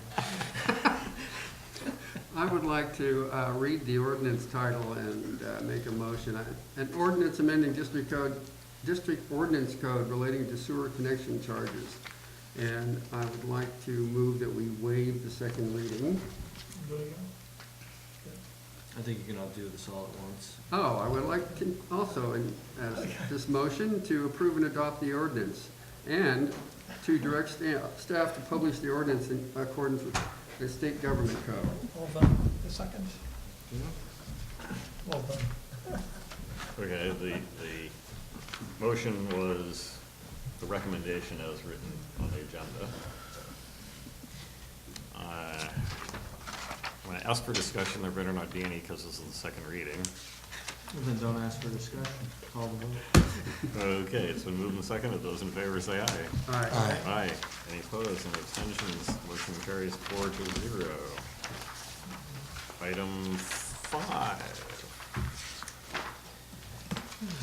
consideration of amendment number 3 to the GCSD FY 2017-18 budget for additional funds for the Sewer Authority Mid-Coast Side and associated budget resolution. Jacques?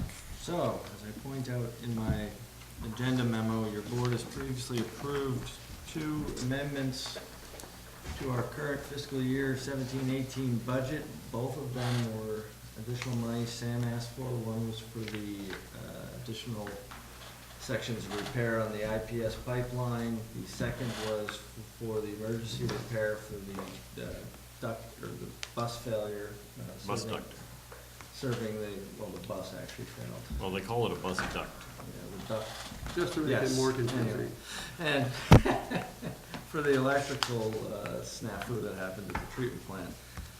So at the last SAM board meeting, Beverly Marshall, General Manager Sam, put together another budget amendment request for additional funds from us in Half Moon Bay and Montera. And it totals the $414,000, since we've already approved 2 prior ones for a total of $307,000. She's requesting an additional $106,000 in additional funding. These 3 numbers, the 414, the 307, the 106, those are our share.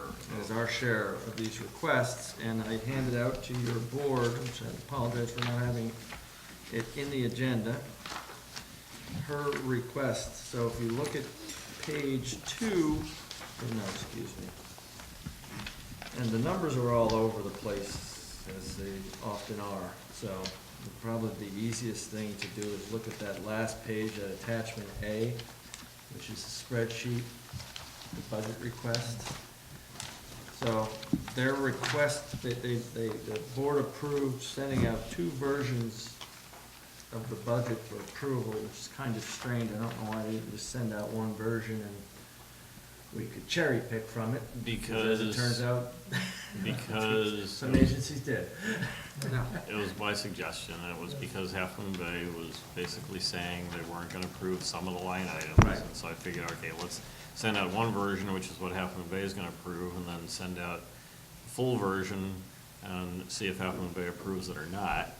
But if the other 2 agencies approve both versions, then the one that Half Moon Right. Bay approves is the one that goes. And That was my they thinking. approved a version in between, so.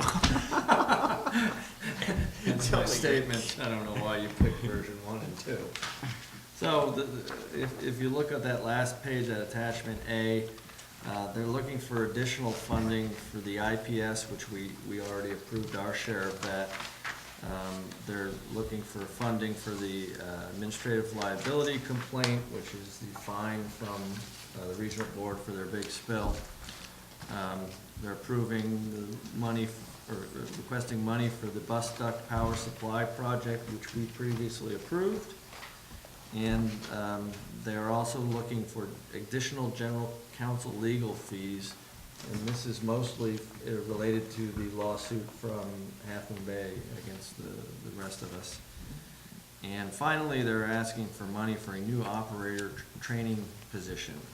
And this is to increase to meet minimum staffing levels established for MPDES permit renewal. It's a little disingenuous. The MPDES permit renewal did not stipulate a level of staffing that was needed. That was determined by SAM staff, so it's not, there seems to be some confusion that was a requirement of the regional board for the It's federal government, and it's not. The agreement with the regional board was that Sam would have to adopt a minimum staffing level. They did not specify what it was. They had to adopt a staffing level. I actually read the permit. Oh, I thought it said minimum staffing I level. don't think so. They had to adopt, at a minimum, a staffing level. In any case, And- Beverly decided that it should be more, and so she basically railroaded us into agreeing to approve the higher staffing level. And you know, I've got, you know, the ones up above the first 4, I think, you know, we've got to do what we've got to do. I'm not real happy with 5 because, you know, we just passed a budget in June, and I don't know what's come up between June and November that all of a sudden they think they need another staffing position.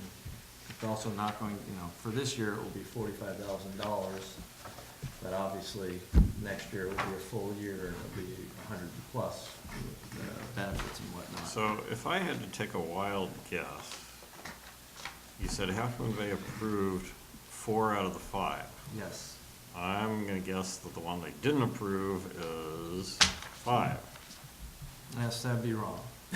I guess Really? number 4. Or, Well, it's interesting, because I understand why Leonard guessed that. They spoke against it. They Yeah. didn't believe in it. Yeah. They didn't want to submit the budget with it, and then they went ahead and approved it. And I just I was talking to John Dowdy, and he went, what's happening? So they did not approve the extra legal expenses, which is Right. the one Sam actually needs, because they've got extra Right. legal expenses because of the lawsuit. Yeah, Half Moon Bay is worried that a nickel might be spent defending the lawsuit that they brought. Yeah, that's a strange one. So anyway, Montera approved all 5. Half Moon Bay approved everything except the additional general counsel legal fees, and I thought that was a little extreme, the $100,000 they requested. So they've approved 4 out of those 5, so, Let's pick one and not approve it. Well, funny you we've should only say. got 2 choices. Funny you We've should got say 2, that. 4, and 5. Well, I was gonna recommend 5. And for the record, that person on 5 has already been hired. So, Fait accompli. yes, So- fait accompli is right. So Beverly is fine tuning her skills at making it too late for us to make a decision, meaning the SAM board. Well, it's interesting, Leonard. I remember when we approved this first budget, they talked about staffing levels in the budget back in June when we approved it. And you and I had an exchange, because I know you've said many times in the past, approving a budget is not approving staffing positions. Mhm. And I've made that point very clearly multiple times at the SAM board. And here we are, so. So anyway, it's to your board to decide. You can go with Matthew's suggestion, So, which I would derive perverse enjoyment from, but I'm not sure it's the way we need to move forward, so. well, as you said, the numbers are all over the place. You got 1.58 million here, and there, yeah. Yeah. So, but the numbers in your memo are Yes, that's. true what- and correct? That's what we're gonna give them, so, true and correct or not, that's what we're gonna give them. So, the only interesting thing about this is the number 4. So if we approve it and Montera approves it and Half Moon Bay doesn't, does that mean we're putting money in? And I'd say probably not, because what I'm asking for here is, your board will approve this at a not to exceed amount of 414, and then if we find out, not all 3 agencies approve the funding, I won't provide funding for the ones not all 3 approved. So- Well, look at it this way. We only have to pay SAM what's in an approved budget. All 3 member agencies have to approve a budget. If Half Moon Bay doesn't approve that line item, then it's not in the approved budget and we don't have to pay it. Right, but the question is, what is your board gonna approve tonight? Do you wanna be on record as also not approving the legal fees? No? No. That's my point, so that's why I'm saying, I think what you would do is approve version 1 of the budget, which is what I put in my memo, and as it turns out, which it is, that all 3 agencies don't approve the legal fees item, we will not provide funding to SAM for that. Right. Until such time as all 3 approve it. I just don't get how that could be, just in terms of from the member agency perspective, how they could not approve that, because even if, there's a real cost to defending it, no matter what.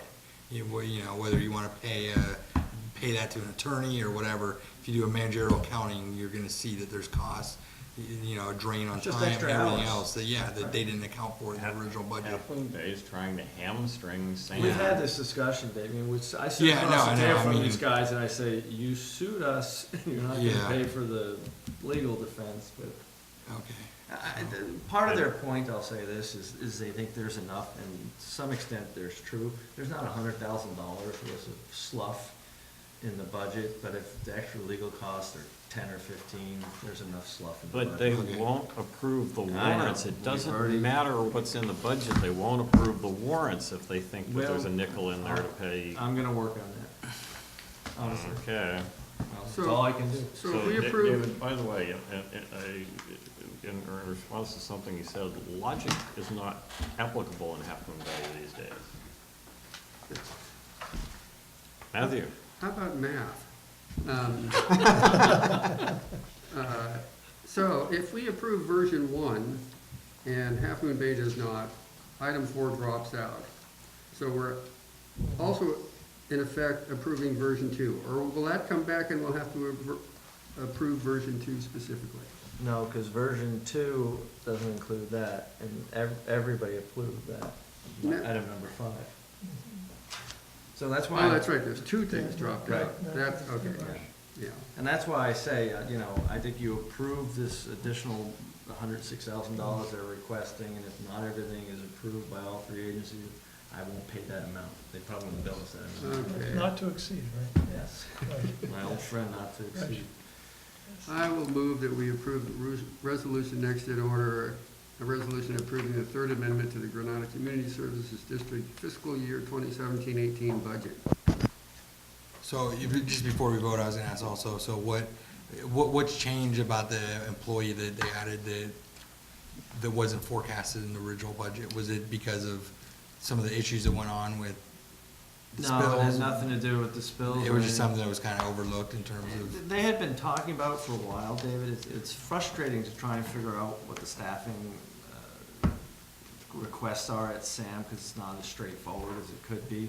But that was kind of my point. We had this whole board had a long discussion, as all the other two boards did too, about staffing levels and budgets, and then 5 months later, we get it presented with this additional request. I'd rather that be considered as the budget that your board approves, so. yeah. Because I mean, the other ones, I feel like we They're kind of. no-brainers. Yeah, and we kind of almost knew that they were coming in the original budget. I kind of was the one saying that we should Right. approve it, not, and just approve it, and then if we fall short of that, then we, for the budgeting reasons, but we kind of foresaw that there was gonna be something, we just Yeah, didn't the know the amount, IPS is a so. no-brainer, we have to pay the Yeah. fine, we have to fix the bus, Yeah.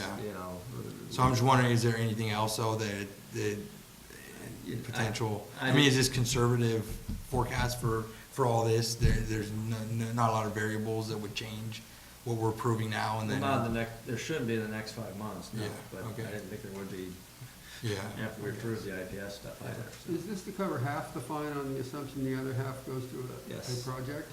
No, well, it's to cover half the fine in this fiscal year, because the project, once started, won't be done until next fiscal year, so Mhm. that'll be part of next year's budget. So that'll be a project to be voted on Right, when that budget comes. right. So I want to make one comment. There's been things flying around in the, I don't know if it's in the virtual news or blogosphere or whatever, basically accusing Granada and Montera of, let's just call it cheaping out on funding SAM.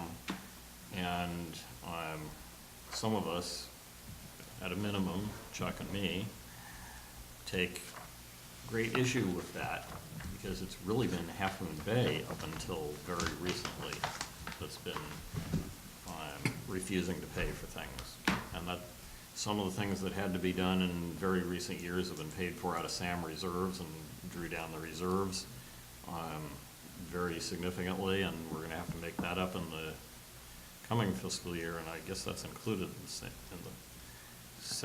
Yeah, the and 18-19 SAM this budget. district, as well as Montera, were the ones who financed the wet weather storage tanks out on the Burnham Strip. But, I took pains at our last meeting with Half Moon Bay to push that point across and to try and stop that narrative, because it's not true, and we're all trying to get along and resolve issues, at SAM, not continue this kind of stuff. I'm not sure it's Half Moon Bay electeds or staff so much as certain riffraff in the community.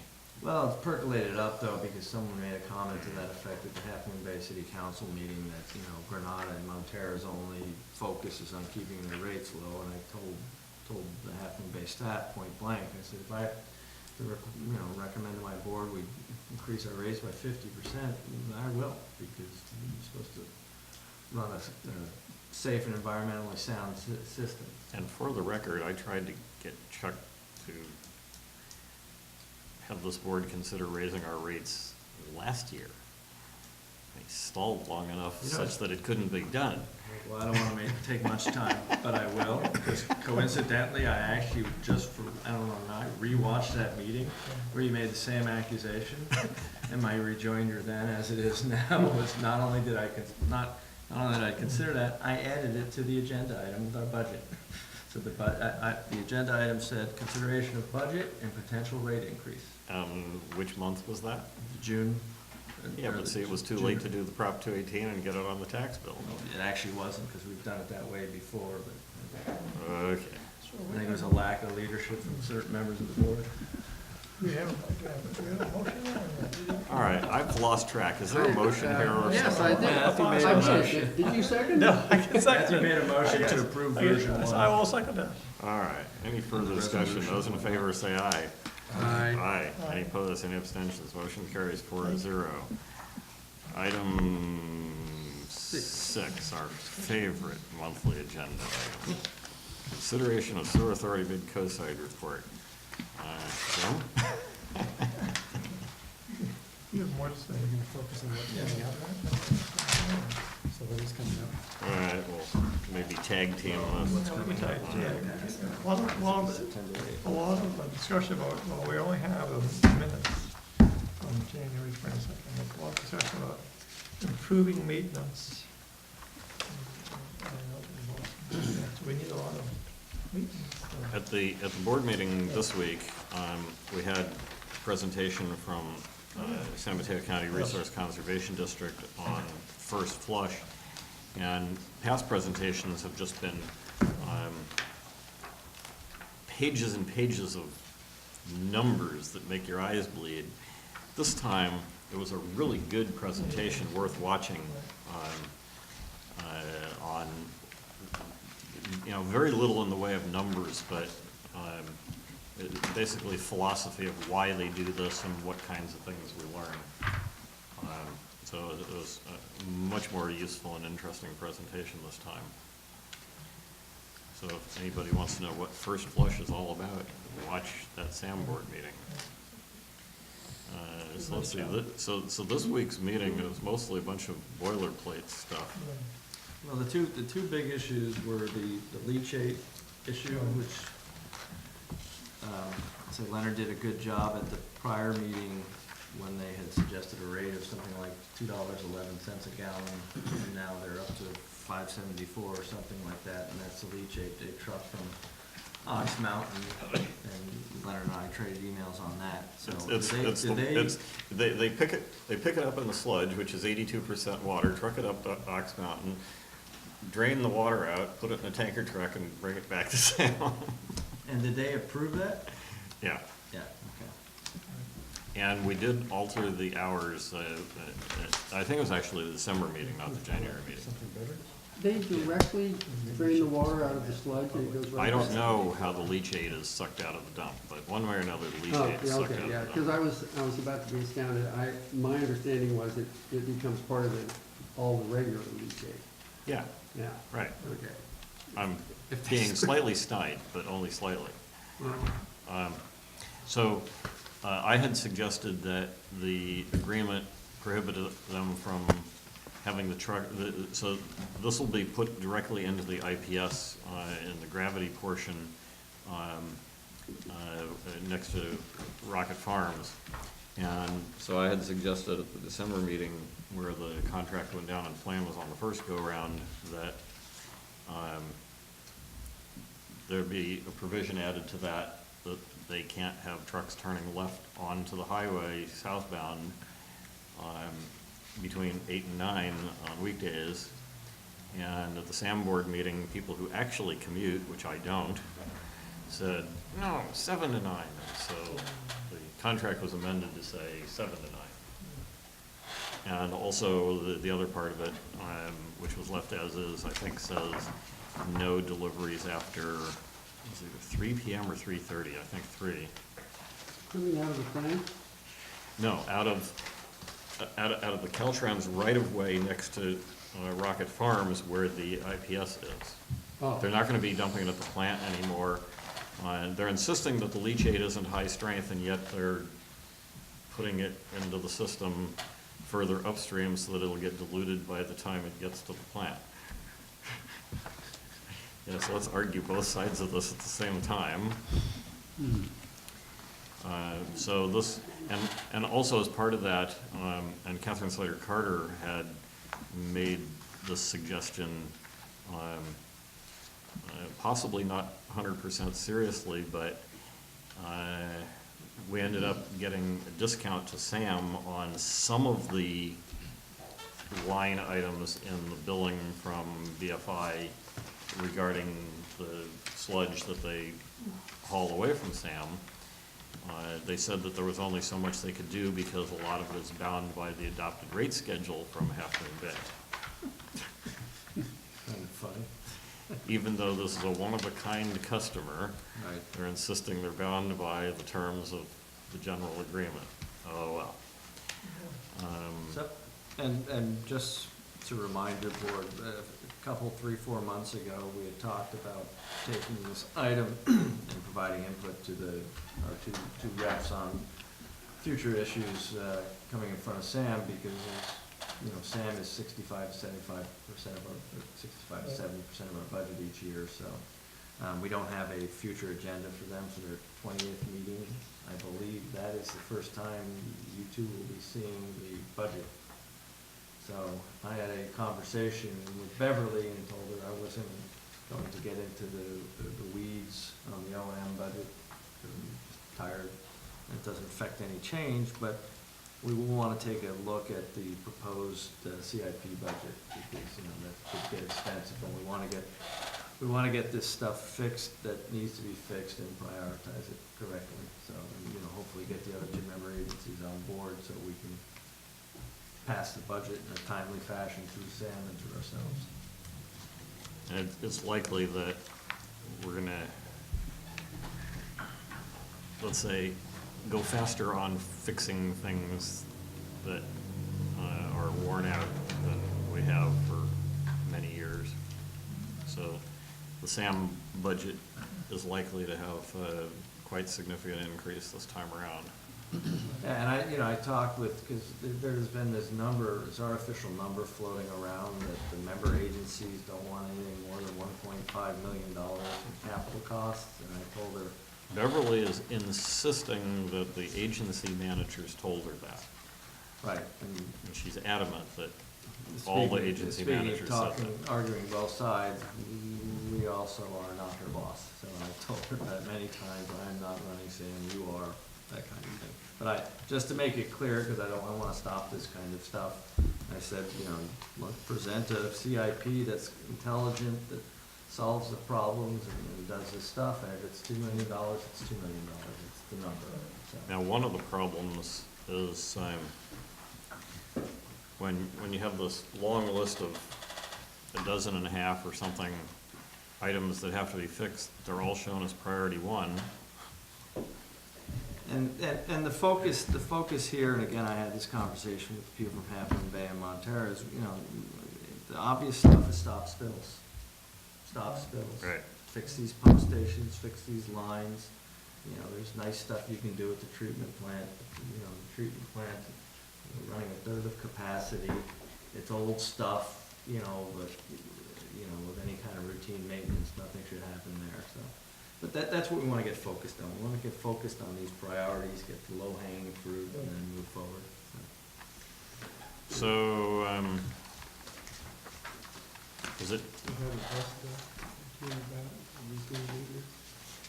was it Tuesday, I think, they decided that the electrical, They did a shutdown. something in the feed or the bus, I forget what it was. I watched a SAM meeting on that, and I don't understand that fully, because electrical stuff. But Basically- I don't know why they're shutting down the entire plant to check something. I don't know if it's due to repair. It made it sound like it was almost like a routine thing they're gonna do every 3 years. I It scares the pants off of me to shut down the entire plant, but I understood it to be that PG&E wanted to inspect something before we reconnected the new. and that's how I bus. thought, understood it as well. But the board, at the SAM board meeting, they kind of talked about doing it again, but I don't know Right. enough about that. As I said to Chuck on the phone, it does remind me of when I first moved here and I was commuting and listening to the traffic radio, because smartphones didn't exist. And I'd hear Caltrans coning off lanes on the Golden Gate Bridge at 9 o'clock or 8:30 in the morning. Like, not the right time to do this. But they did it. So are we done? Do you have any thing further here? Thank All you. right, so, let's move on to the consent agenda. Can you, like, maybe correct the minutes? Do I even have to tell you what's wrong with the minutes? Board president, Something like that. something like that. Yeah, something like that.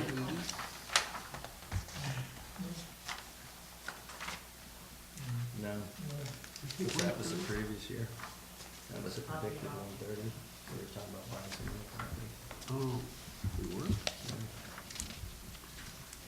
Okay, so, anything to be held for discussion from the consent agenda? No, isn't this the one, Leonard, though, that Jim started off as the president? That would have been December. That's December? December. We do officer elections in December because when new directors are elected, they take office at early in December. Okay. There you go. I see this. Okay, now I guess. Good thing, boilerplate. All right. Nothing's being held, I'll move we approve the consent agenda. Is there a second? Second. So moved and seconded, no discussion, those in favor say aye. Aye. Aye. Any opposed, any abstentions? Approved 4-0. Committee reports, item 11. Matthew, Oh, yes. we've interviewed all the, As day before yesterday, we have the ad hoc committee to interview applicants for the Parks Advisory Committee has interviewed everyone who responded in a timely manner to be interviewed. One person dropped out completely. Two never responded, though I left messages or talked to them in person, and they never called back or emailed or anything. So Leonard and I have to finalize what we're going to recommend to the full board. So if you lost 3, are you down below 7? No, No. we had 13 applicants. Oh, I think there's still 10, yeah. 10 that we interviewed, right? Mm-hmm. Yeah. All right. So we will come up with a recommendation for 7 out of those 10. And that item will be on March 1st. Yes. And, yeah, I said that to everyone I called, and when we interviewed 10 of them, that it would be tonight, but it's obviously not. What was the other? Well, the minutes. Oh, I also mentioned to several people that we expected to have the agreement with the county on the medians tonight, and it's also not here. Will that be March 1st? Well, no, we've already approved it. So the county approved it last night. or So- yesterday. Tuesday morning. So it's a done deal and So this it's a board done doesn't deal, need to so take we any can, action? Remind us, some of us, to report it at the March 1st meeting. That is good news, yes. All right, in which case you can add the 2 agenda items that I asked for. Yeah, I can do that. We'll circulate the agenda tomorrow. Okay. Any other reports on seminars, conferences, or committee meetings? Okay, item 12, attorney's report. So I'm gonna use the last discussion to segue just to a technical point here that Natalie discovered that the county council did not approve the agreement as to form, so we're asking for that. What does that even mean? I've seen that on a lot of the stuff that goes through here, but I don't actually know what that means. If you ask the council, it means almost nothing. But, And if you'd asked me, I'd have said the same thing. It's called CYA. Out to form. We have no liability. Not as the content. So after the county approves almost nothing, then. Well, I actually have a reason, which I'm not gonna state in public for why I'm wanting to sign it. But it's, okay, I'll state it in public. The county in this agreement does describe the medians as being essentially theirs, which I would just like the county council to approve that. And how many years have I been saying that? Uh, Including once at a, 17. including once at a Mid-Coast Council meeting in this room with John Niblin standing there, and I said that when it comes to coastal land use, he's always wrong, and he never came to another council meeting. Well, I'm gonna give Natalie a little credit for that because she found this case and she wrote him an opinion and they tried to say it didn't really apply, but after that, things seem to change. Could you, I don't remember if I actually got it from Natalie or not. I've lost track because I get so much email. Could you have her send me the citation, and if it's a private website, actually just send me the whole Yep. thing? So, and then the other thing under attorney's report, I was just gonna mention that I heard that Chuck told you what my career plan is going forward. About a year to go. You did, didn't you, Chuck? You said I'm not be coming any more meetings or something? No, he told us you No, decided to he be didn't. immortal. They adopted the rule, no one retires before me. I don't know what you're talking about. It's funny, I heard It's that. in the minutes. I heard that a little different, and I heard maybe even Delia was wondering if I was just quitting cold turkey, or I mean, not coming to any meetings cold turkey. I'm not her word, not cold turkey. But, so I'm here. And For the record, he did tell me he was not attending any more meetings. I ignored it.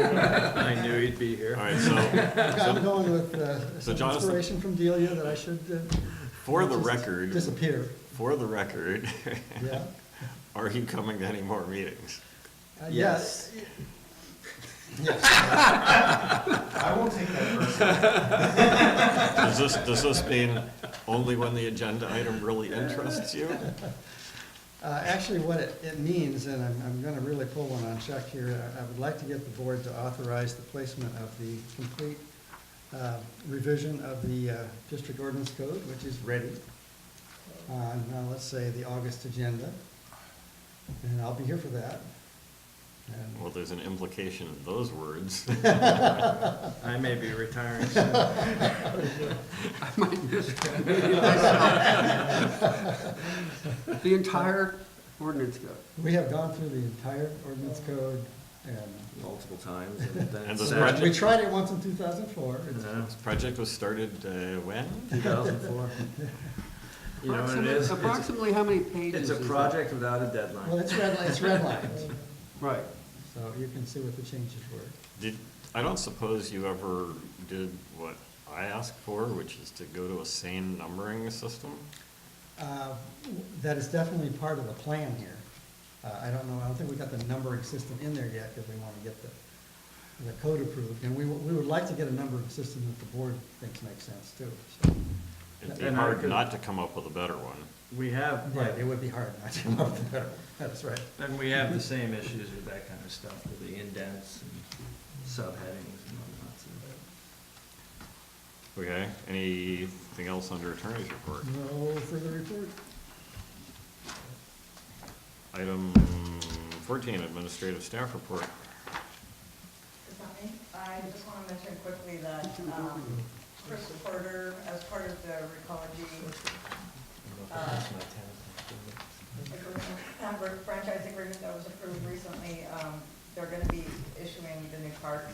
Could you use the microphone, because when I listen to these things, Recology is going sometimes to I can't hear be you. issuing the new carts, or distributing the new carts the first week in March, and this is the flyer they've generated. We just got this information today.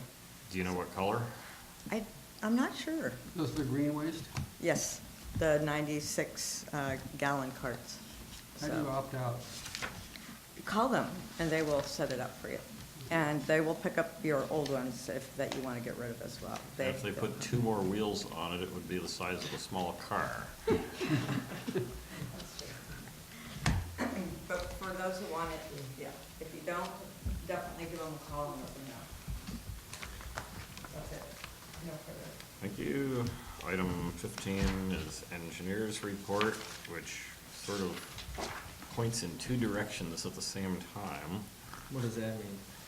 Well, on the one hand, it says we're moving forward with replacing the, Well, the county kind of threw us a curve. And I guess I'll start my report that I'm gonna extend this item a little bit to throw council a bone and actually let them have a victory and go past 10 o'clock. So, kind of a going away present. well, I'm at 9:59 already. But anyway, yes, so if you'll remember, John Rayner designed a little system that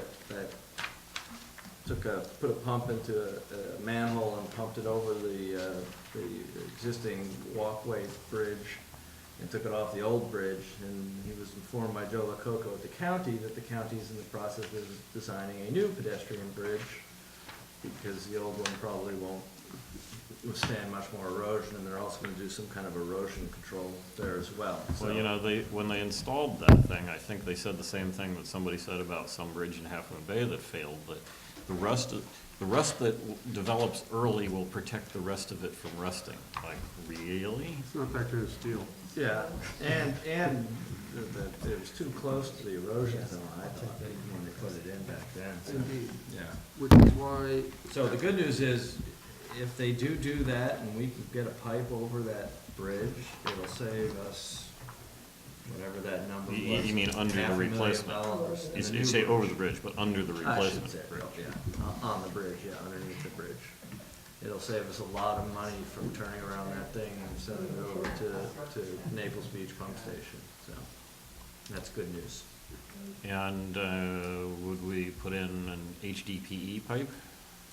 I'll have our engineers consult you on the pipe construction. Well, the reason I ask is because the replacement I'm for joking the with Sam you. Force I know what main. they're gonna put in. I'm a gentleman. Well, the replacement for the Sam Force main is HDPE. Yes. And they claim it has a lifetime that's longer than the material HDPE has actually existed.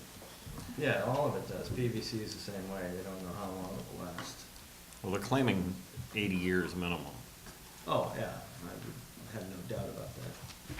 The corrosion's not there. yeah, longer than metal. Yeah. But it says here they're, second of 2 initial items of concern, the structural viability of core drilling through the concrete bridge abutments to allow the new sewer to pass through. Bad idea. Have you looked at those things? What? The concrete abutments that are falling into the creek already? Oh, I was gonna say, you mean the ones that haven't fallen down yet? Yeah, I didn't understand that. I don't know why they're core drilling if they're building a new bridge, right? No, the core drilling would be for our pipe, the way I read this. Yes. The new pipe. Yeah. Maybe I read it differently. To allow the new sewer to pass through. The new sewer he's talking about is not the sewer we just put in. It's the new sewer maybe 2-3 years from now when they put in the new bridge. Right. But he's talking about, they're talking about the concrete abutments that are existing, right? Because No. isn't the county going to? That's why I didn't understand it, because I don't know why you're core drilling through something you're installing. Well, the last section of the second paragraph says, this is the 2 items of initial concern, the structural viability of core drilling through the concrete bridge abutments to allow the new sewer to pass through. Right, so what you said. Yeah, Why would they be drilling through something they haven't Throwing constructed? around words. Or the county's going to bring in a new plunk it down bridge, and there Well, won't be concrete maybe. abutments. But the one that's there now, the pedestrian bridge that's there now, I'm fairly certain they dropped it in place. Right, yeah. And it's supposed to have been like twice as long as the old bridge, so that when the old bridge fell down underneath it, it was supported far enough out that it wouldn't affect the new bridge. I forgot to check with the ocean though. Yeah, how'd that work? Well, how long you expect a bridge to last? More than 16 years. I'm surprised it was 16 years. I thought it was more like. All right, 10. so, Yeah, I was gonna say it is, because it wasn't here when I got up here, and I Yeah. That's funny. and since Big Wave Class 3 permit is on there, I would like a sort of near future report from whoever the appropriate staff are on what I suggested a long time ago, that because that's gonna be a long main serving only that project, that there needs to be a special agreement that in future years, 20 and 50 years from now, they have to pay the full costs for maintenance of that and not spread it onto the rest of the district ratepayers.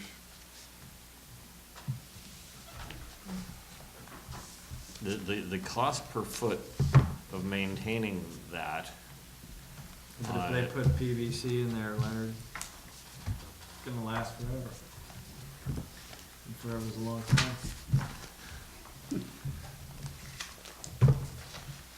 I still think that future ratepayers have to be protected. Alright. And most of the rest of our system serves enough customers that it's reasonable to spread out the maintenance costs across all the customers. But that's gonna be a very long line serving a very small number of customers. The sewer service charges won't cover the, I don't know if I wanna say annualized or amortized, long-term maintenance costs. And when I'm saying long-term, I'm talking, fractions of a century, Alright. I'll discuss it with my legal guys. okay? Just put them in you. So, future agenda items? Did you submit whatever you wanted for the Parks meeting? No, I was gonna go back and review the meetings, what I had talked about and give it a summary to. Okay, okay. Right, well, you need to get that in pretty quick, because. Yeah, she was gonna send it out tomorrow. and The then she said agenda we- item, or the agenda would need to be finalized. By a week from tomorrow. Okay, so you Yeah. basically have till then to get your items in, but earlier is better. Yep. And with that, we are adjourned.